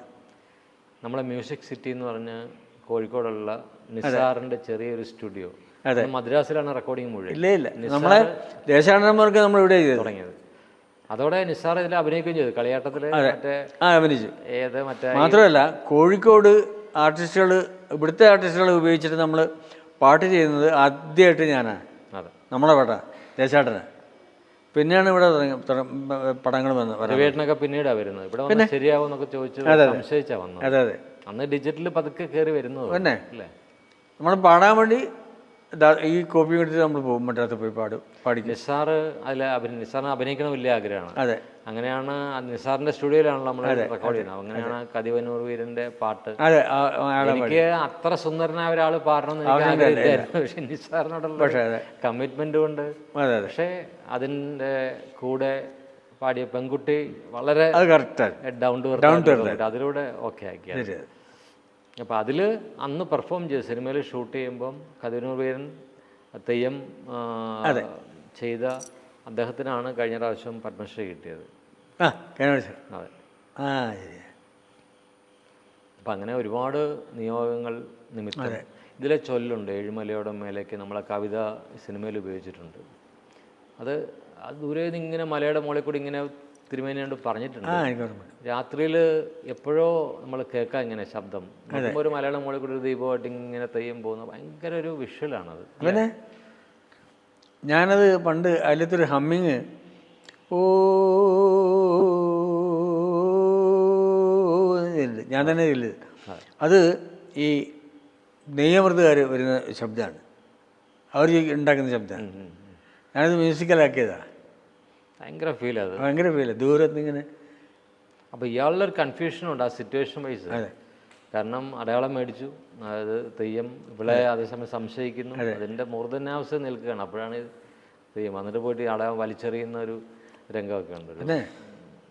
വല്ലാതെ നമ്മൾ വിചാരിച്ചതിൻ്റെ അപ്പുറത്ത് അതങ്ങോട്ട് ഇമോഷണലി ബൈൻഡഡ് ആയി. ഒരു സിനിമ അങ്ങനെ ആയി വരുന്ന ആ 2 സിനിമ അങ്ങനെയായിരുന്നു, ദേശാടനവും കളിയാട്ടവും. നമ്മൾ പോലും അറിയാതെ ഒരു ബ്ലെൻഡായി വന്ന് അത് 2 സിനിമേനെയാണ് അതിൻ്റെ സംഗീതം ചെയ്തിരിക്കുന്നത്, അതിൻ്റെ ലിറിക്ക് എഴുതിയ തിരുമേനയാണ്. നമ്മൾ കുറേയധികം സിനിമകളുടെ കാര്യം പറഞ്ഞു, പക്ഷേ നമ്മൾ മറക്കാത്തൊരു പേരുണ്ട്, കൈതപ്പുറം വിശ്വനാഥൻ. തിരുമേനി തന്നെ അവതരിപ്പിച്ച തിരുമേനിയുടെ അനുജനാണ് ഞാൻ. എൻ്റെ കൂടെ 2 സിനിമകൾ, കണ്ണകിയും അതുപോലെ തന്നെ തിളക്കവും. കണ്ണകി എൻ്റെ മനസ്സിൽ കണ്ണകിയുടെ വല്ലാത്തൊരു അന്തരീക്ഷം. കാരണം നെല്ലുവായ ധന്വന്തരി ക്ഷേത്രത്തിൻ്റെ ആൽത്തറയിലിരുന്നിട്ട് സന്ധ്യയ്ക്ക് കമ്പോസ് ചെയ്യാണ്. പറഞ്ഞിട്ടുണ്ട്, കരിനീല കണ്ണകി കാവേരിക്കരയിലെത്തി കണ്ടെങ്കിലെന്നു കൊതിച്ചു കണ്ണീർ കനകച്ചീലമ്പു ചിലമ്പി. എന്തൊരു ഫീല് തിരുമേനി ആ എഴുതിയത്, എങ്ങനെയാ ആ പാട്ട്, അല്ലെങ്കിൽ മറ്റേ വിശ്വട്ടൻ്റെ ട്യൂൺ വളരെ സിമ്പിളായിട്ടുള്ള ഒരു ട്യൂൺ, പക്ഷേ അതിനൊരു വലിയ പ്രപഞ്ചം ഉണ്ടാക്കി. അതെങ്ങനെയാ പറ്റി? തീർച്ചയായിട്ടും എനിക്ക് ഈ എൻ്റെ മനസ്സിൽ എപ്പോഴും ഈ കണ്ണകിയുടെ കഥ പണ്ടേ ഉണ്ട്. ഞാൻ കുട്ടിക്കാലത്ത് ആദ്യം കണ്ട സിനിമ എന്ന് പറയുന്നത് പൂമ്പുഹാർ എന്ന് പറഞ്ഞ സിനിമ, SSRൻ്റെ പടം. അതിൽ സുന്ദരമ്പാടാണ് പാടിയത്. ഒരുപാട് നല്ല പാട്ടുകളും ഭയങ്കര ഒരു മൂടാണ്. അത് കണ്ണകിയുടെ കഥ തന്നെയാണ്. കണ്ണകിയുടെ കഥ, ശരിക്കും കണ്ണകിയുടെ കഥ, പൂമ്പുഹാർ എന്നാണ്. അതാണ് ഞാൻ എൻ്റെ മനസ്സിലുള്ള കണ്ണകിയുടെ ഇൻസ്പിറേഷൻ അല്ലേ, ഇൻസ്പിറേഷൻ. അപ്പോൾ എനിക്ക് തോന്നിയത് എന്തായാലും നമുക്ക് നല്ല പാട്ടുകൾ ഉണ്ടാകും. രാജരഥങ്ങൾ ഊർവലം പോവും, മാമുദരാപരി നീളെ തിരഞ്ഞു, കണ്ണുനീർ കോവലിന്, അതിൻ്റെ എസൻസാണ് മുഴുവൻ. ആ കഥ മുഴുവൻ, കഥയുടെ മുഴുവൻ പാട്ടിലൂടെ ഇത്ര സിമ്പിളായിട്ട്. ഇതാ പൂമ്പുഹാറാണ് മനസ്സിലുണ്ട്. എന്തൊക്കെയാണ് അതിനകത്ത് അത് ഞാൻ പലപ്പോഴും പാട്ട് ചിത്ര പാടിയിട്ട് കാസറ്റ് ഷോപ്പിൽ കേട്ടിട്ട് പോലും കണ്ണു കയറാറുണ്ട്. ഞാൻ എൻ്റെ പാട്ട് ആ 2ാമത്തെ ചരണത്തിൽ രക്തത്തിൽ മുങ്ങിയ രാജവീഥിയായി എന്ന് പറയുമ്പോൾ ചിലപ്പധികാരത്തിൻ ചിലമ്പൊലികൾ നല്ല ഭയങ്കര ഫീലത്. ഇപ്പോഴും ഒരു പെണ്ണിൻ്റെ മനസ്സ് എന്ന് പറഞ്ഞാൽ കണ്ണകിയാണ് എൻ്റെ ജീവിതത്തിൽ ഏറ്റവും ടോപ്പാണ്. അത് ആ പടത്തിന് പറ്റിയ പാട്ടുകൾ കിട്ടി. ഭാഗ്യത്തിന് മറ്റേ ഓക്കെയല്ലേ, അതിനകത്ത് എന്ന് വരുന്നി എന്നുള്ള പാട്ടുണ്ട്. എന്തൊരു പാട്ടത്, എന്ന് വരുന്നി. നമ്മൾ പറഞ്ഞത് ഷേക്സ്പീരിയൻ നാടകം ആൻ്റണി ആൻഡ് ക്ലിയോപാട്രയാണ്. ആ ക്ലിയോപാട്ര എന്നുള്ള സങ്കല്പത്തെയാണ് നമ്മൾ നേരെ കണ്ണകി. അതെ, ഇവളുടെ ഒറ്റപ്പെടലും അവളുടെ കാത്തിരിപ്പും തന്നെയാണ് ഇവിടെയും വരുന്നത്. അത് തന്നെയാണ്. ഇപ്പം നമ്മൾ ഒഥല്ലോയിൽ അല്ലെ കളിയാട്ടത്തിൽ ഡെസ്റ്റിമോണ കാത്തിരുന്ന പോലെ തന്നെ ഇവിടെ. പക്ഷേ നമ്മൾ പറഞ്ഞത് നമ്മളെ ഏറ്റവും ഡെപ്തുള്ള, ദക്ഷിണേന്ത്യയിലെ ഏറ്റവും ഡെപ്തുള്ള ഒരു കഥയാണ്, വേറെ കഥ. അതാണ് രണ്ടും ബ്ലെൻഡ് ചെയ്തിരിക്കുന്നത്. അയ്യോ, നമ്മൾ കണ്ണകിയുടെ കഥയും യഥാർത്ഥ കണ്ണകിയുടെ കഥയും ക്ലിയോപാട്രയും കൂടെ കണക്ട് ചെയ്തിരിക്കുക. ഓക്കെ, അത് ഈ ഗാനത്തിലൂടെ വരുമ്പോൾ കൂടുതൽ ശക്തിയായി. അതിൽ അവളുടെ ആ പാലക്കാടൻ ആ ഗ്രാമപ്രദേശത്തെ കരിമ്പനകളും അവളുടെ ആ നന്ദിതാദാസ് അഭിനയിച്ച ആ ക്യാരക്ടറും എല്ലാം കൂടെ ഒരു ടോട്ടൽ ഫീൽ എന്ന് പറയുന്നത് എന്ന് വരുന്ന എന്നുള്ള പാട്ട്. തിരുമേനി പറഞ്ഞല്ലോ ഇപ്പം വിശ്വേട്ടനെ ഓർക്കുന്നു പറഞ്ഞല്ലോ, എന്ന് വരും മോനെന്ന് ഞാൻ പറഞ്ഞു എപ്പോഴും, വെറുതെ പാടാൻ തോന്നുന്നു. ഒരു പാട്ട് അതിൻ്റെ മ്യൂസിക്കും വിശ്വേട്ടൻ കൊടുത്തിരിക്കുന്ന ഒരു ഫ്ലൂട്ടിൻ്റെ ഒരു ബിറ്റൊക്കെ ഇങ്ങനെ ഒരു വന്നു പോകുന്ന ഒരു കാറ്റ് പോലെ ഇങ്ങനെ വന്ന് തഴുകി പോകുന്നുണ്ട്. അല്ല, വിഷൻ പോയ ദിവസം രാവിലെ രാജേട്ടൻ എന്നെ വിളിച്ചിരുന്നു. രാജേട്ടൻ വിളിച്ചപ്പോൾ ഞാൻ സംസാരിച്ചതാണ് ഈ കണ്ണകിയിലെ പാട്ടാണ് എന്ന് വരുന്നേ. രാജേട്ടൻ പാടി വെച്ചിട്ടുണ്ടല്ലോ, അവന് വേണ്ടത് പാടി വെച്ചിട്ടുണ്ടല്ലോ എന്ന് പറഞ്ഞു. ഓരോരാളും എന്ത് ചെയ്യാൻ പറഞ്ഞ് അതൊക്കെ പോവും, രക്ഷയില്ല, സഹിച്ചേ പറ്റൂ എന്ന് പറഞ്ഞു. അതിൻ്റെ അവസാന ഭാവമൊക്കെ ശരിക്കും അതെ, അടുത്ത ജന്മത്തിലെങ്കിലും അല്ലേ, ഇനിയൊരു ജന്മമുണ്ടെങ്കിൽ എന്ന് പറഞ്ഞില്ലേ, അത് ഭയങ്കര. അത് ദാസരനോട് ഞാൻ പറഞ്ഞത്, ഇനിയൊരു ജന്മമുണ്ടെങ്കിൽ നമുക്കാ സരയൂ തീരത്തു കാണാമോ. അല്ലാണ്ട് പിന്നെയും ജന്മമുണ്ടെങ്കിൽ. അതെ അല്ലേ? അതെ, അത് ജയൻ പറഞ്ഞിട്ടുള്ള ഒരു ആശയമാണ്. ഈ പുരുഷനും സ്ത്രീയും കൂടി ചേരുന്ന ആ സങ്കല്പം ഉണ്ടല്ലോ, അർദ്ധനാരീശ്വരൻ, അർദ്ധനാരീശ്വര സങ്കല്പം, അതുപോലും അതിനകത്ത് വന്നു കിട്ടും. അവസാനം നമുക്ക് അല്ലെങ്കിൽ അർദ്ധനാരീശ്വരനായി ജനിക്കാന്നാണ് പറയുന്നത്. എനിക്കത് അതൊരു ഭയങ്കര നമുക്ക് രണ്ടുപേർക്കും കൂടി വിഷ്വൽ ഇമ്പാക്റ്റ് ആണ് അല്ലേ? അസാധ്യ ആ പാട്ടുകളെല്ലാം അതുപോലെ ഒറ്റയടിക്ക് എഴുതിയതാണ്. തിരുത്തും വെട്ടൊന്നുമില്ല, ഒറ്റയടിക്ക് എഴുതി. എനിക്ക് അറിയേണ്ടത് തിരുമേനി ഇതെങ്ങനെ ഇത്രയും അതുമായിട്ട് ചേർന്ന് ഇത്രയും വലിയ ബിംബങ്ങൾ ഉണ്ടാകുന്നു എന്നുള്ളതാണ്. ജയ അതെങ്ങനെ വെച്ചാൽ നമ്മൾ ജയൻ്റെ മനസ്സിലുള്ള സാധനം എന്നോട് പറയുന്നത്, നമ്മൾ രണ്ടുപേരുടെയും മനസ്സിലുള്ളതാണ് ഞാൻ എഴുതുന്നത്. അതിന് അപ്പുറത്തേക്കാണ് നമ്മൾ വിഷ്വൽ ചെയ്യുന്നത്. ഇതെല്ലാം കൂടിയാണ് നമ്മളിപ്പോൾ ഓർമ്മിക്കുന്നത്. അതെ, ഇത്രയും ഓർമ്മകൾ ചേർന്നിട്ടാണ് നമ്മളിപ്പോൾ ഓർമ്മിക്കുന്നത്. അന്ന് നമ്മളെല്ലാം സെപ്പറേറ്റ് ഓർമ്മകളാണ്. പക്ഷേ ഇതെല്ലാം ഒന്നാണ് തെളിയിക്കുകയാണ്. അതാണ് ശരിയാണ്. പാട്ട് പാട്ടായിട്ടും ജീവിതം ജീവിതമായിട്ടും സിനിമ എല്ലാം. പക്ഷേ ഇപ്പം എല്ലാം കൂടി യോജിച്ചു. ശരിയാണ്. എന്തോ എങ്ങനെയോ വന്നു. അതാണ് ഇനിയൊരു ജന്മം ഉണ്ടെങ്കിലൊക്കെ നമ്മളന്ന് അവിടുന്ന് എഴുതിയ പാട്ടാ, എന്നിട്ട് എഴുതിയിട്ട് ചെയ്താൽ ഈ ഗവൺമെൻറ് ആ സന്ധ്യക്ക്. അതെ, വല്ലാത്തൊരു അനുഭവവും. അതുപോലെ തന്നെ വിശ്വേട്ടൻ്റെ ഇഷ്ടപ്പെടൽ വല്ലാത്തൊരു നഷ്ടപ്പെടൽ തന്നെയാണ്. വിശ്വേട്ടൻ്റെ ഒരു സിനിമയും കൂടെ ഞാൻ ചെയ്തിട്ടുണ്ട്, തിളക്കം. അയ്യോ, അതിനെക്കുറിച്ച് അത് വേറൊരു എക്സ്പീരിയൻസ്. ഭയങ്കര ഒരു ഇപ്പോഴും ആൾക്കാർ ചിരിച്ച് കളിക്കുന്ന, അല്ലെങ്കിൽ എന്തുകൊണ്ട് തിളക്കം പോലൊരു സിനിമ ചോദിക്കാറുണ്ട്. അപ്പം ജയേട്ടന് സ്റ്റേറ്റ് അവാർഡ് കിട്ടിയ പാട്ടത്തിന്. അതെ, ജയേട്ടനെ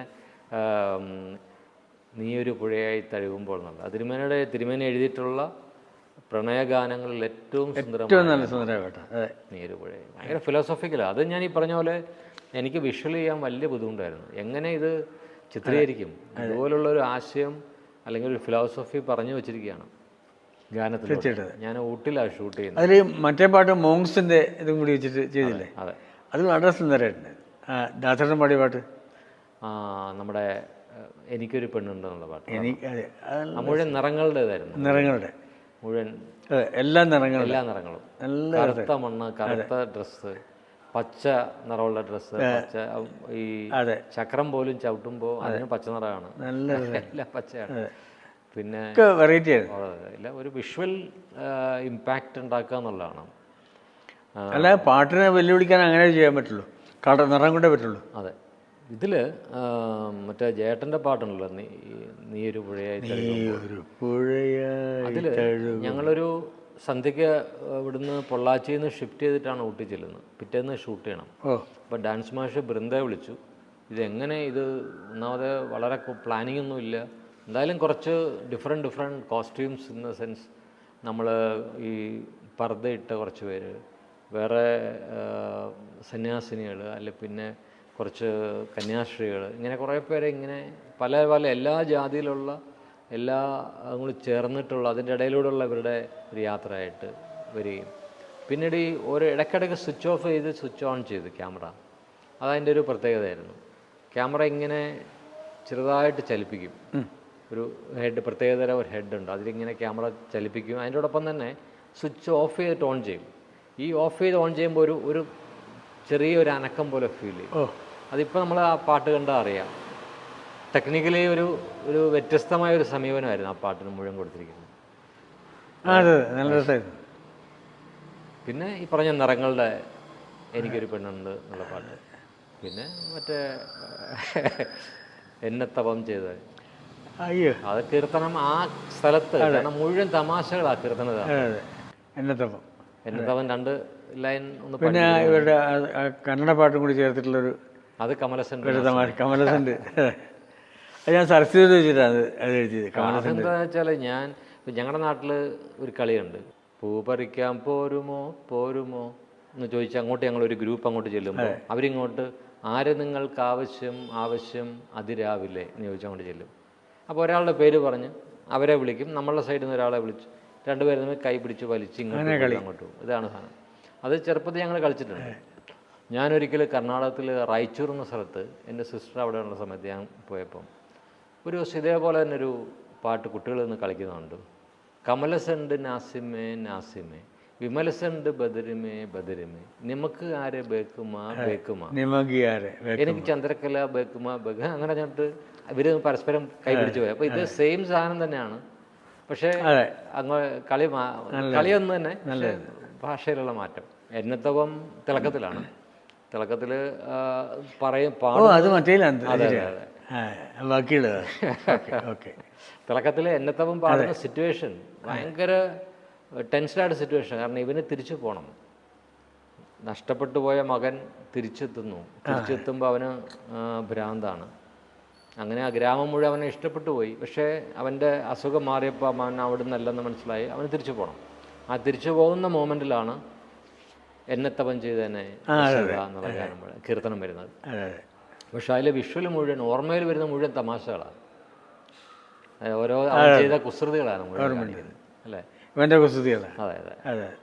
അപ്പം അങ്ങനെ ഈ പിന്നെ സാറാ സാമ്പാർ, അതും നമ്മുടെ ചെറുപ്പകാലത്ത് നമ്മൾ കുട്ടികൾ സാറാ സാമ്പാർ എനിക്കിപ്പോഴും ഓർമ്മയുണ്ട്. അതിൻ്റെ ഈ ഇടയിൽ മെലഡി ഉണ്ട്. അതെ അതെ, താനേ നാനേ എന്നിട്ട് നല്ല മെലഡി ഉണ്ട്. കുട്ടിക്കാലത്ത് നമ്മൾ കളിച്ച കുറുമ്പുകളാണ് അടുത്ത്. അതെ, നല്ല രസം. അതുകൊണ്ടാണ് ഇത് ക്ലിക്കായത്. അതെ, ഈ തമാശ ആൾക്കാരെ അംഗീകരിച്ചു. മറ്റേതും കൂടി വന്നപ്പോൾ, ആ മെലഡിയും കൂടി വന്നപ്പോൾ നല്ല രസം. ഇതെല്ലാം കഴിഞ്ഞ് നമുക്ക് വിശ്വട്ടൻ ഉള്ള സമയത്ത് തന്നെയാണ് നമ്മൾ ശാന്തം. അതിനകത്ത് ശരിക്കും പറഞ്ഞാൽ രാഷ്ട്രീയ കൊലപാതകങ്ങളുടെ പേരിൽ വെട്ടിമരിക്കുന്ന മക്കൾ അവരുടെ കഥയാണ്. ശരിക്കും അതിനകത്ത് ഒരു ഗാനത്തിന് യാതൊരു പ്രസക്തിയില്ല. ഗാനങ്ങളുടെ കളിയാണ്. എന്നാൽ അതിനകത്ത് ഞാൻ തിരുവനന്തപുരം പറഞ്ഞു ഒരു ഗാനം ഇമ്പോർട്ടൻ്റ് ആയിട്ട് വേണം. കാരണം ഈ ആറ്റുനോറ്റുണ്ടായൊരുണ്ണി,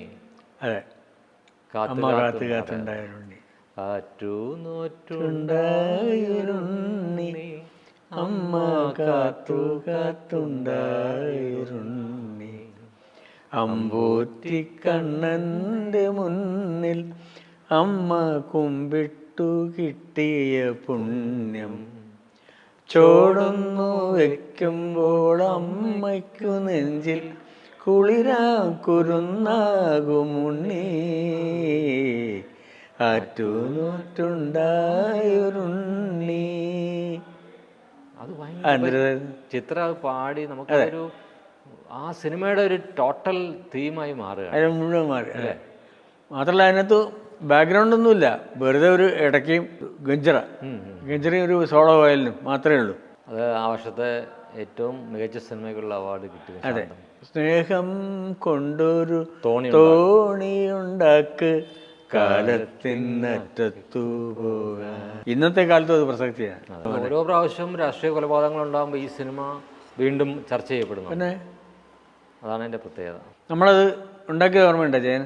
നമ്മുടെ ആ പാങ്കുരു ഹോട്ടലിൻ്റെ മുകളിലത്തെ ആ ഇരുത്തിയിൽ നമ്മൾ ഇരുന്നിട്ട് അവിടെ നിന്നാണ് നമ്മൾ സന്ധ്യക്കാണ്, റൂമിൻ്റെ പുറത്ത്, റൂമിൻ്റെ പുറത്താണ് സന്ധ്യക്കാണ്. നമുക്ക് രാവിലെ റെക്കോർഡിങ് ചെയ്യാൻ പാട്ട് ആയിട്ടില്ല, എഴുത്തായിട്ടില്ല, ഒന്നും ആയിട്ടില്ല. അവിടെ ഇരുന്ന് അപ്പ ചെയ്തത് അല്ലാത്ത ഫീലാണത്. ഭയങ്കര ഫീൽ. ഈ അടുത്ത കാലത്തുള്ള ചിത്ര പറഞ്ഞു ആ പാട്ടിനെ കുറിച്ച്. ഒരു നമുക്ക് ആ ഒരിക്കലും ഒരു അമ്മയുടെ ദുഃഖം അല്ല അമ്മയുടെ സ്നേഹം. തീർച്ചയായിട്ടും. ശരിക്കും ഞാൻ കച്ചേരിക്കൊക്കെ പാടുമ്പോൾ എല്ലാ ദിവസവും ഇത് പാടിക്കാൻ ആൾക്കാരൊക്കെ ഉണ്ട്. നമ്മൾ ചെയ്ത വിശ്വട്ടൻ കൂടെ ഉണ്ടായിരുന്ന ഒരു സിനിമയായിരുന്നു താലോലം. അതെ, ഓർമ്മയാണല്ലോ. നമ്മളെ സ്റ്റുഡിയോയിൽ വെച്ച് പാട്ട് ഓവർ കോൺഫിഡൻസ്, നമ്മൾ എഴുതിയ 2 പടവും സൂപ്പർ ഹിറ്റ്, സിനിമ ഹിറ്റ്, പാട്ടുകൾ ഹിറ്റ്. അങ്ങനെ നമ്മൾ എന്താണ് ഓവർഡു ചെയ്തു നമ്മുടെ ആ ഒരു, നമ്മൾ പെട്ടെന്ന് ചെയ്യുകയാണ് കുറേ കീർത്തനങ്ങളും ഒക്കെ വെച്ചിട്ട്.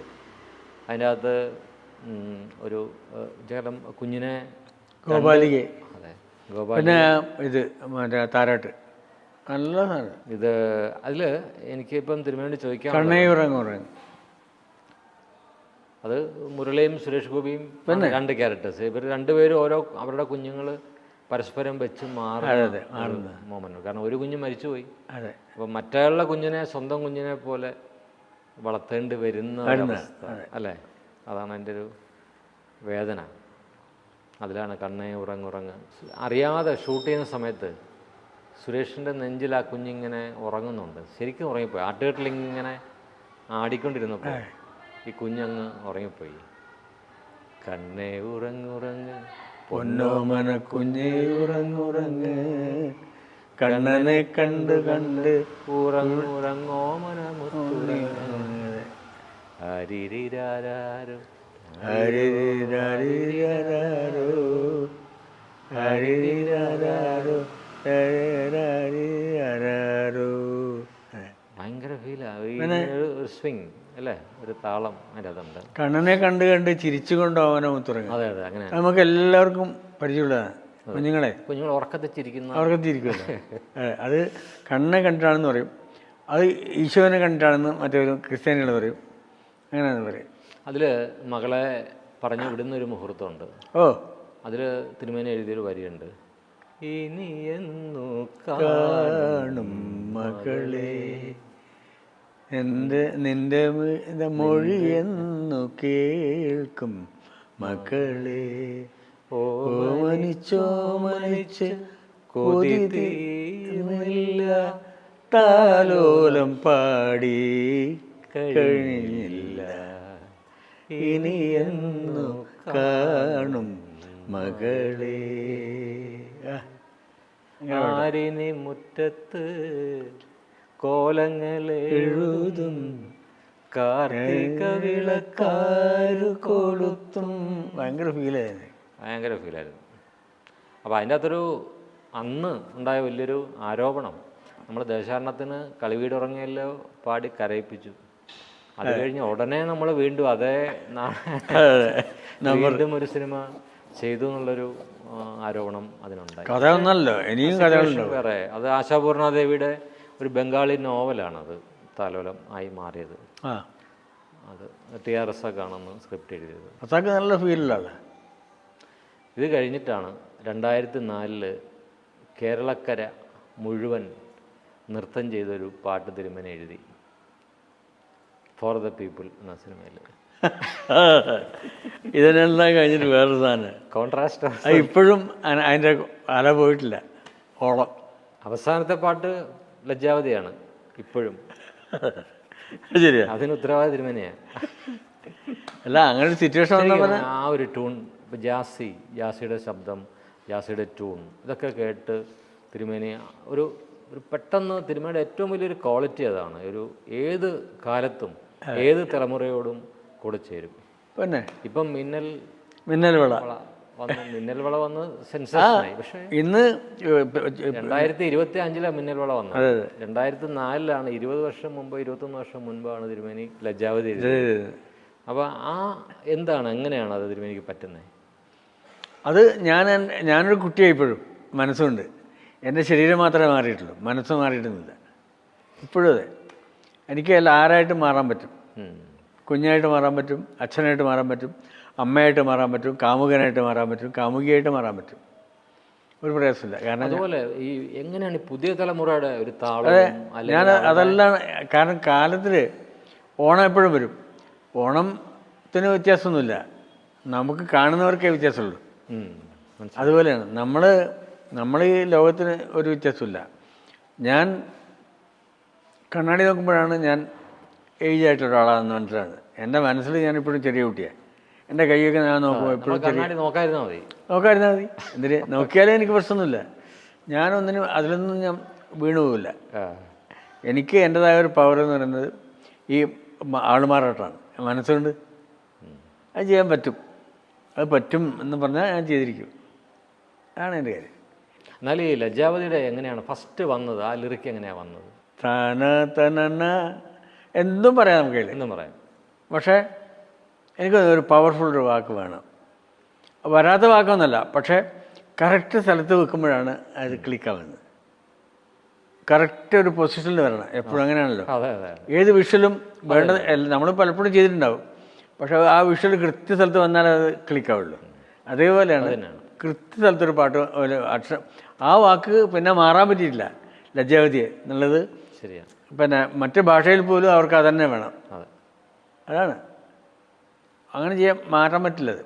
അങ്ങനെ ഒരു സാധനം ലജ്ജാവതി, അത് രണ്ടാമത്തെ വാക്ക്, രണ്ടാമത്തെ അക്ഷരത്തിൻ്റെ ദ്വിത്താണ്.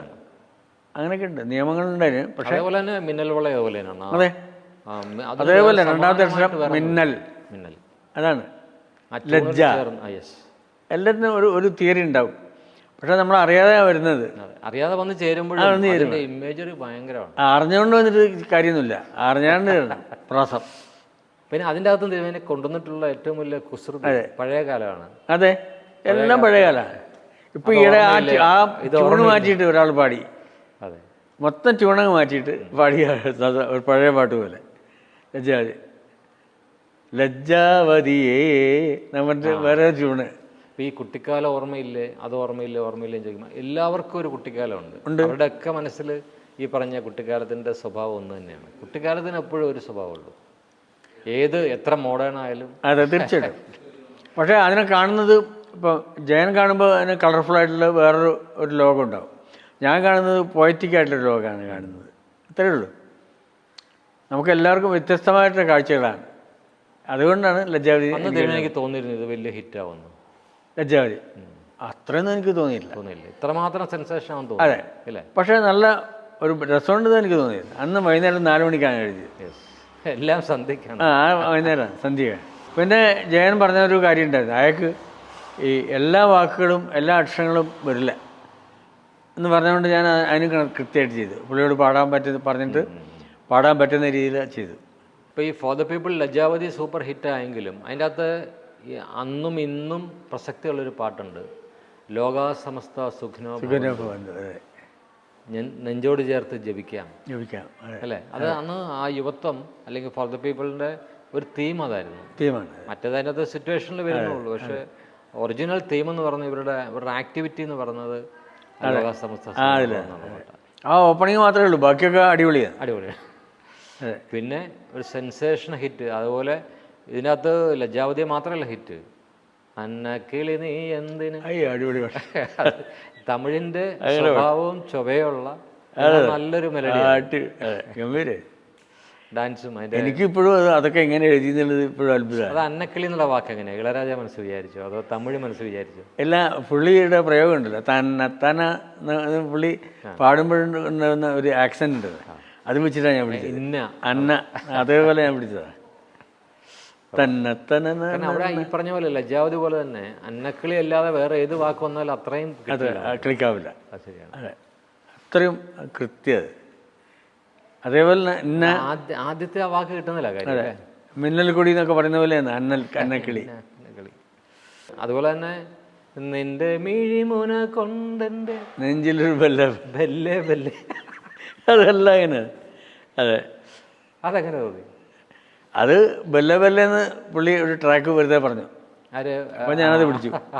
പിന്നെ മൊത്തം ബെല്ല ബെല്ലയാക്കി. ബെല്ല ബെല്ല അങ്ങനെ വെച്ചു നമ്മൾ. അതെ, ബാക്കിയെല്ലാം എല്ലാം ബെല്ല ബെല്ല അങ്ങനെ ചേർത്താൽ എന്താണ് അർത്ഥം നമുക്കറിയില്ലല്ലേ. അത്രയൊന്നും അറിയില്ല, അർത്ഥം എന്ന് അറിയേണ്ട കാര്യമില്ല. സംഭവിച്ചിട്ട് കാര്യം പിന്നെ എന്തോ ഒരു ബെല്ല ബെല്ല ഉണ്ടായിട്ടുണ്ട് അവിടെ. പിന്നെ ജാസിയുടെ ഒരു ലോകമായിരുന്നു ആ കാലത്ത്. കുഞ്ഞീഷ്ണൻ, നമ്മളെ ഇപ്പോഴത്തെ ജഡ്ജി കുഞ്ഞീഷ്ണനല്ലേ, കുഞ്ഞീഷ്ണന് ചെറിയ മോളുണ്ട്, ചെറിയ മോള. അവള് ഇങ്ങനെ പാടുമ്പോൾ ഈ ലജ്ജാവതി കേട്ടാലേ ഉറങ്ങുള്ളൂ. അതാണ് അത്ഭുതം. ഞാനത് ഇവിടെ ഒരു കലാപക്കാരിയായിരിക്കും ഞാൻ പറഞ്ഞത്. ലജ്ജാവതി കേട്ട് ഉറങ്ങുകയാണെങ്കിൽ അതിങ്ങനെ കേട്ടാലേ തട്ടിക്കൊണ്ടിരിക്കും. ലജ്ജാവതിയിലെ തുടക്കം അതുപോലെ മോള്. അപ്പം ഇത് ലജ്ജാവതി അല്ല, ഫോർ ദി പീപ്പിൾ മാത്രം മതി തിരുമേനിയുടെ കഴിവിൻ്റെ ഒരു എക്സ്പ്രഷൻ മുഴുവൻ അറിയാൻ. പിന്നെ അതിപ്പോഴും 4 പാട്ടും മിന്നൽ വളയും അതുപോലെ. എന്നാൽ ഇനിയൊരു ജന്മമുണ്ടെങ്കിൽ നമുക്ക് സരയു കാണാം എന്ന് വരുന്നേ എന്നോടെന്തിനീ പിണക്കം. നമ്മൾ ഹൃദയങ്ങളോട് സംസാരിക്കുന്നത് എന്തൊരു കോൺട്രാസ്റ്റ്. ഇപ്പം എന്നെ കുറിച്ച് പറയാറുണ്ട്, ഈ സിനിമകളുടെ വൈവിധ്യങ്ങളാണ് അല്ലെങ്കിൽ അറിയാതെ സംഭവിച്ചു പോകണം എന്നാൽ പോലും നമ്മൾ പോലും അറിയാതെ. ഞാനും ജയൻ്റെ അടുത്ത് നിന്നിട്ടാണ് ഞാനും പഠിക്കുന്നത്. നമ്മൾ വന്നു കഴിഞ്ഞാൽ നമ്മൾ വേറെ സാധനം പിടിക്കും. അതാണ് എൻ്റെ ഒരേ മനസ്സായാലും. എനിക്ക് തോന്നിയതാണ്, നമുക്ക് വയസ്സാകാൻ മനസ്സില്ല. വയസ്സൊന്നുമില്ല. അത് ഈ ചെറുപ്പക്കാരെന്ത് ചെയ്തു? അവർക്കൊന്നും ചെയ്യാൻ പറ്റില്ല. അവരൊക്കെ വീട്ടിലിരുത്തി ഞാൻ ഇപ്പോൾ. അവരെന്ത് ചെയ്യുമ്പോൾ നമ്മൾ 1990 ചെയ്തൊരു സിനിമയുണ്ട് ജോണി വാക്കർ. ജോണി വാക്കറിലെ തുടരല് വന്നത് ഹിറ്റ്, ഡാൻസ് സൂപ്പർ ഹിറ്റ്, പഴയതിനേക്കാളും ഹിറ്റ്. അതൊന്നും കാര്യം നമ്മൾ തീരുമാനിക്കുന്നത്. അത് എവിടെയോ നമ്മൾക്ക് പുതിയ തലമുറയുടെ മനസ്സിനെ മനസ്സിലാക്കാൻ പറ്റുന്നുണ്ടെന്ന് എനിക്ക് തോന്നുന്നു. അതായിരിക്കും അല്ല, നമ്മളെ ചെറിയ നമ്മൾ കുട്ടിക്കാലം എന്ന് പറയുന്നത് അവർക്കും കുട്ടിക്കാലം തന്നെ. നമ്മൾ ചെയ്ത് തന്നെയാണ് ഇവർ ചെയ്യുന്നത്. അവർ അത് സമ്മതിക്കില്ല മാത്രം, നമ്മൾ സമ്മതിക്കും. ഞാൻ പറയുന്നതാണ് ശരിയെന്ന് പറയാറുള്ളൂ, അല്ലാതെ വേറെ ഒന്നുമില്ല.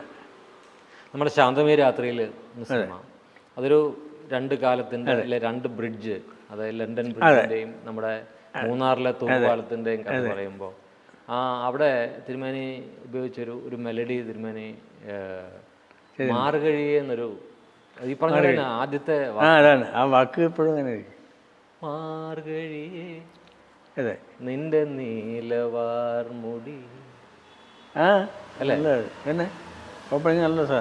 അതിനകത്തൊരു വാക്കുണ്ട്, കരവീരമോ കൈതയോ കാട്ടുചെമ്പകമോ. ഈ കരവീരമോ എന്നുള്ള വാക്ക്, കരവീരം എന്ന് പറയുന്നത് ഞാൻ മുമ്പ് ഉപയോഗിച്ചിട്ടുണ്ട്. കരവീരം എന്ന് നമ്മളെ അവിടെയൊക്കെ കാണുന്നൊരു, നമ്മളെ പൂവാണ്, കൈതപ്പുറത്തൊക്കെ കാണുന്നൊരു പൂവാണ്, കോളാമ്പി പോലുള്ള. അതാണ് നിറം. എന്താണ് നിറം? മഞ്ഞ, ക്ലീൻ മഞ്ഞ. മഞ്ഞ തന്നെയാണ്, മഞ്ഞ നിറം. അതെ, ക്ലീൻ മഞ്ഞ നിറം. പക്ഷെ ആ കരവീരമോ എന്നുള്ള ആ വാക്കാണ്, ഒരു വാക്കിന് എത്രമാത്രം പ്രാധാന്യം പിന്നെ പാട്ടിലുണ്ട്. ആരും പറയാത്തൊരു വാക്കാത്. അതാണ് കരവീരം. കരവീരമോ കൈതയോ കാട്ടുചെമ്പകം. കാട്ടുചെമ്പകം, അതെ. അതിഗംഭീരമായിട്ടുണ്ടായിരുന്നു ആ പാട്ടുകൾ. പിന്നെ നമ്മൾ നമ്മുടെ മേഫിൽ എന്ന സിനിമ ഇറങ്ങാൻ പോകുന്ന സിനിമ, അതിൻ്റെ പ്രത്യേകത എന്താണെന്ന് വെച്ചാൽ ദീപാങ്കുരൻ സംഗീതം ചെയ്യുന്നു, തിരുമേനി എഴുതുന്നു, ദീപാങ്കുരൻ്റെ ഭാര്യയും കൂടി പാടുന്നു. അതില് നൊന്തവർക്ക് അതാണ് എനിക്ക് ഏറ്റവും ഇഷ്ടം. ഹൃദയം നൊന്തവർക്ക് നോവറിയൂ, വീണക്കെന്തറിയാം പാടാനല്ലാതെ, വീണക്കെന്തറിയാം പാടാനല്ലാതെ, നൊന്തവർക്ക് നോവറിയൂ. അല്ലേ, ശരിക്കും നമ്മുടെ ലോകത്തിൽ എവിടെയും പറയാവുന്ന വാക്കാണ്. ഇപ്പം നമ്മുടെ ഹബീബാണ് മുസ്തഫ എന്ന് പറഞ്ഞ സിംഗറെ പിന്നെ ഇൻട്രൊഡ്യൂസ് ചെയ്തത്. ഈ പറഞ്ഞ മേഫിലൊക്കെ പാടിക്കൊണ്ടിരിക്കുന്ന മേഫിൽ സിംഗറാണ്. പക്ഷെ പഴയ ബാബുക്കയുടെ കാലം ഓർമ്മ വരും. തീർച്ചയായിട്ടും പാട്ടുകൾ പാടലാണ്. അങ്ങനെയുള്ള പാട്ട് അദ്ദേഹം പാടണം എന്ന് എനിക്ക് തോന്നി. ശരിക്കും ദീപുവിൻ്റെ ശബ്ദത്തിൽ നല്ല സോഫ്റ്റ് ആണെങ്കിൽ പോലും ആ ഒരു പരുക്കൻ ശബ്ദം വന്നപ്പോൾ ഭയങ്കര രസമായിരുന്നു. നൊന്തവർക്ക് നോവറിയൂ, ഗംഭീരമായിരുന്നു ആ പാട്ട്. അതെ. അപ്പോൾ ഞാൻ പറഞ്ഞില്ലേ, ഇപ്പോൾ ഈ പറഞ്ഞ വൈവിധ്യങ്ങൾ തിരുമേനിയുടെ പാട്ടുകളിലൊക്കെ വരുമ്പോഴും വേദനിപ്പിക്കാനായിട്ട് പിന്നെ അത് വേണം, ഇടയ്ക്ക് വരും ഒരു നോവ്, മെലഡി നോവ്, അത് വേണം. മേഫിൽ മുല്ലശ്ശേരി രാജുവേട്ടൻ്റെ കഥയാണ്. ഞാൻ അങ്ങോട്ട് ചോദിക്കാൻ ഭാവിക്കുക. അതെ, കാരണം ദേവാസുരത്തിലെ ദേവാസുരത്തിലെ അസുരനെ നമ്മൾ സംഗീത ലോലനായിട്ട് കാണിക്കുന്നത് അല്ലേ? ശരിക്കും രാജുവേട്ടനെ നേരത്തെ അറിയോ? പിന്നെ എനിക്കറിയാം, നേരത്തെ അല്ലേ. അവിടും വീടുമായിട്ട് നല്ല ബന്ധമുണ്ട്, ചേച്ചിയായിട്ടൊക്കെ നല്ല ബന്ധം. രാജുവേട്ടനായിട്ട് അദ്ദേഹത്തിൻ്റെ സംഗീത താല്പര്യം അല്ലെങ്കിൽ അദ്ദേഹം പാടുന്നത് കേട്ടിട്ടുണ്ടോ? പാടുന്നത് കേട്ടില്ല, പക്ഷേ കൂടെ ഇരുന്ന് വർത്തമാനം പറയും. സംഗീതത്തെ പറ്റിയൊക്കെ വളരെ കാര്യമായിട്ട് സംസാരിക്കും. ഭയങ്കര ആൾക്കാരൊക്കെ വന്നിട്ട് അവരുടെ ദുഃഖങ്ങൾ മറക്കാൻ ഈ വീട്ടിൽ വരിക. തീർച്ചയായിട്ടും ഇവിടെ ഉള്ള ആള് രാജുവേട്ടൻ എപ്പോഴും കട്ടിൽ കിടക്കുക, പക്ഷെ ആ കിടന്നുകൊണ്ട് ചിരിയോടുകൂടി എല്ലാവരും സോൾവ് ചെയ്യുക. അതാണ് അത് ഭയങ്കര അതാണ് നമ്മൾ മേഫിൽ പറയുന്നത്. അതാണ് എൻ്റെ അതെ, എപ്പോഴും എല്ലാവർക്കും ഒരു പ്രോത്സാഹനമാണ്, ഊർജ്ജമാണ്. നമ്മൾ പറഞ്ഞതിൻ്റെ അകത്ത് നമ്മൾ രാജുവേട്ടൻ്റെ ഏറ്റവും വലിയ ഫ്രണ്ട് എന്ന് പറയുന്നത് ദാസേട്ടനാണ്. അതെ. അപ്പോൾ ദാസേട്ടൻ അവർ തമ്മിലുള്ള ബന്ധം അത് സംഗീതത്തിലുള്ള ബന്ധമാണ്. അതെ. അപ്പോൾ ഈ സംഗീതം എന്ന് പറഞ്ഞൊരു എലമെൻറ്റ് എത്രമാത്രം അതിൽ സ്പ്രെഡ് ചെയ്തിട്ടുണ്ട് ഈ സൗഹൃദത്തിൽ എന്നുള്ളത് അത്ഭുതമാണ്. ഇപ്പോഴും ദാസേട്ടൻ വിളിക്കാറുണ്ട്, അമേരിക്കയിൽ നിന്ന് വിളിക്കാറുണ്ട്, ഒക്കെ ഉണ്ട്. ദാസേട്ടൻ ഇപ്പോഴും ആക്റ്റീവാണ്, എന്നെയൊക്കെ വിളിക്കാറുണ്ട്. ആണല്ലേ? പിന്നെ ഞാൻ സംസാരിക്കാറുണ്ട്. ഇപ്പോൾ വിശ്വം മരിച്ച സമയത്ത് എന്നെ വിളിച്ചത് പറഞ്ഞു, പിന്നെ വിളിച്ചത്. നമ്മുടെ ഈ സിനിമകൾ മുഴുവൻ, നമ്മൾ ഇത്രയും പറഞ്ഞ സിനിമകളിൽ മുഴുവൻ നമ്മൾ പറയാതെ പോയൊരു കാര്യമുണ്ട്, ദാസേട്ടൻ്റെ പ്രസൻസ്. എല്ലാ പടത്തിലും ഈ പാട്ടുകളൊക്കെ ജീവൻ ഉണ്ടായത് ദാസേട്ടൻ പാടിയുണ്ടാകും അല്ലേ? ദാസേട്ടൻ്റെ ഞാൻ ശ്രദ്ധിച്ചിട്ടുണ്ട്, അദ്ദേഹം സാധാരണ വർത്തമാനം പറയുമ്പോൾ വെറും സാധാരണ ശബ്ദമാണ്, പക്ഷേ മൈക്കിൻ്റെ മുമ്പിൽ എത്തിക്കഴിഞ്ഞാൽ ആ ശബ്ദം ഒരു അലൗകികമായിട്ടൊരു ശബ്ദമായിരിക്കും. ശരിയാണ്. അപാരമാണ്. ഇപ്പോഴും അതെ, ഇപ്പോഴും അദ്ദേഹത്തിന് ഒരു കുഴപ്പമില്ല ശബ്ദം. നമ്മുടെ എല്ലാ പാട്ടും, നമ്മൾ ഈ ഹിറ്റായ പാട്ടുകൾ മുഴുവൻ, തിരുമേനി എഴുതിയ പാട്ടുകൾ, മനസ്സിനെ സ്പർശിച്ച പാട്ട് മുഴുവൻ, ഈ ഫോർ ദ പീപ്പിളിലെ ജാസിയുടെ ഒഴിച്ചാൽ ബാക്കിയെല്ലാം ദാസേട്ടൻ്റെ പാട്ട് അല്ലേ? പിന്നെ തിരുമേനിയുടെ ദാസേട്ടനായിട്ടുള്ള ഒരു അനുഭവം, അല്ലെങ്കിൽ ഒരു വ്യക്തിപരമായ ജീവിതത്തിലും, അല്ലെങ്കിൽ ഒരു സിംഗർ എന്നുള്ള രീതിയിൽ ദാസേട്ടൻ്റെ ഓരോ വാക്കും ഞാൻ എപ്പോഴും ശ്രദ്ധിക്കാറുണ്ട്. എനിക്ക് മുത്തുപോലെ ഞാനത് സൂക്ഷിക്കാറുണ്ട്. എന്നോട് ഭയങ്കര ഇഷ്ടമാണ്. എൻ്റെ പാട്ട് കൂടുതൽ ശ്രദ്ധിച്ച് പാടാറുണ്ടെന്ന് എനിക്ക് തോന്നാറുണ്ട്. ഞാൻ കുട്ടിക്കാലത്ത് ദാസേട്ടൻ്റെ ശംഖുപുഷ്പവും ഇതൊക്കെ റേഡിയോയിൽ കേട്ടിട്ട് അന്തമിട്ട് ഓടി നടന്ന കുട്ടിയാണ്. എൻ്റെ അടുത്ത് എനിക്ക് ദാസേട്ടനോട് കൂടെ വർക്ക് ചെയ്യാൻ പറ്റുക എന്ന് പറഞ്ഞാൽ എൻ്റെ ജീവിതത്തിൽ വേറൊരു ജന്മമാണ്. അതിന് മുമ്പത്തെ ജന്മവും പിന്നത്തെ ജന്മവും വേറെയാണ്. ആദ്യം ദേവദുന്ദുബി ശാന്തലയം പാടി കേൾക്കുമ്പോൾ ആദ്യം ദാസേട്ടൻ, പിന്നെ ഞാൻ കണ്ണ് നിറഞ്ഞു പോയി. അന്ന് നേരിട്ട് ഞാൻ നേരിട്ട് കൂടെ ഉണ്ടായിരുന്നു. പിന്നെ മാത്രമല്ല ദാസേട്ടനൊരു അഭിപ്രായം പറഞ്ഞാൽ നമ്മൾ പറഞ്ഞാൽ അത് അപ്പം ശ്രദ്ധിക്കുകയും ചെയ്തു. നമ്മുടെയൊക്കെ ഒരു വലിയ ഭാഗ്യമാണല്ലേ, പരമഭാഗ്യമാണ്. ദാസേട്ടനില്ലാത്തൊരു ജീവിതം നമുക്കില്ലല്ലോ. നമ്മളെ ചിന്തകളിലുള്ള ചിന്തയിലൊന്നുമില്ല, ഇല്ലേ ഇല്ല. ഒരു കാലം അല്ലേ, അത്ര അപാരം. ഇപ്പോഴും അദ്ദേഹം എവിടെയോ ജീവിക്കുന്നു എന്ന് പറഞ്ഞാൽ നമ്മൾ ഭയങ്കര സുഖമാണ് ഉണ്ടല്ലോ. അതെ അതെ അതെ, എന്ന് ഉണ്ടല്ലോ, സന്തോഷം. തീർച്ചയായിട്ടും. ഇപ്പം നമ്മൾ ഈ പറഞ്ഞത്, നമ്മളിപ്പോൾ സംസാരിച്ചുകൊണ്ടിരുന്ന മുഴുവൻ സംഗീതത്തെക്കുറിച്ച് തന്നെ. തിരുമേനി എഴുതിയതും അല്ലെങ്കിൽ അത് ഗാനങ്ങളായി മാറിയതും ജനങ്ങളുടെ മനസ്സിൽ എന്നും ആ സിനിമയിൽ ബ്ലെൻഡായതും അതാണ് നമ്മൾ പറഞ്ഞത്. എല്ലാം കാരണക്കാരൻ ദാസേട്ടനാണ്. ദാസേട്ടനാണ്, സംശയമില്ല. അദ്ദേഹം ഒരു പാട്ട് പാടുക എന്ന് പറഞ്ഞാൽ അതിൻ്റെ ഒരു. അപ്പം ജേണി ഓഫ് ജയരാജ് എൻ്റെ ജീവിതയാത്ര, എൻ്റെ സിനിമാ യാത്രയാണ്, അത് ജീവിതയാത്രയാണ്. ജയൻ്റെ യാത്രയിലൊക്കെ ഞാനും കൂടെയുണ്ട്. അതാണ് ആദ്യത്തെ പടം. എന്തൊരു ഭാഗ്യം പോലെ തിരുമേനി എൻ്റെ കൂടെ ഉണ്ട്. പിന്നെ ആ വിശ്വാസം അത് എൻ്റെ ഭാഗ്യമാണ്. ജയൻ്റെ ഒരു ഏട്ടനെ പോലെ എനിക്ക് കൂടെ നിൽക്കാൻ പറ്റുക വലിയൊരു ഭാഗ്യമാണ്.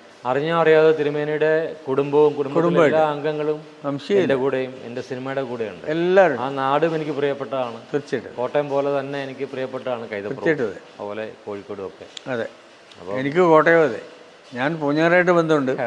പിന്നെ അങ്ങനെ എനിക്ക് കോട്ടയമായിട്ടും ബന്ധമുണ്ട്, ജയൻ്റെ വീടായിട്ടും ബന്ധമുണ്ട്. ജയൻ്റെ അമ്മയൊക്കെ ഭയങ്കര ഇഷ്ടമായിട്ട് എനിക്ക് ഭക്ഷണം ഉണ്ടാക്കി തരുന്നൊക്കെ എനിക്ക് ഇപ്പോഴും ഓർമ്മയുണ്ട്.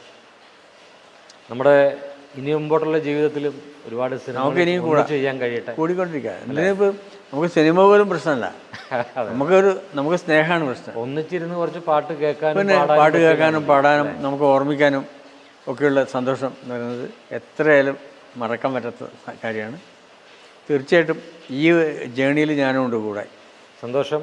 ഈ കലാകേന്ദ്രത്തിൽ തിരുമേനിയുടെ സ്വപ്നമാണ് ഈ കലാകേന്ദ്രം. തീർച്ചയായിട്ടും ഈ കലാകേന്ദ്രം അതിൻ്റെ അഭിവൃദ്ധി മുഴുവൻ അതിൻ്റെ എല്ലാ ഉച്ചസ്ഥായിലും എത്തട്ടെ. അതെ, നന്ദി, നമസ്കാരം. സന്തോഷം. തീർച്ചയായിട്ടും.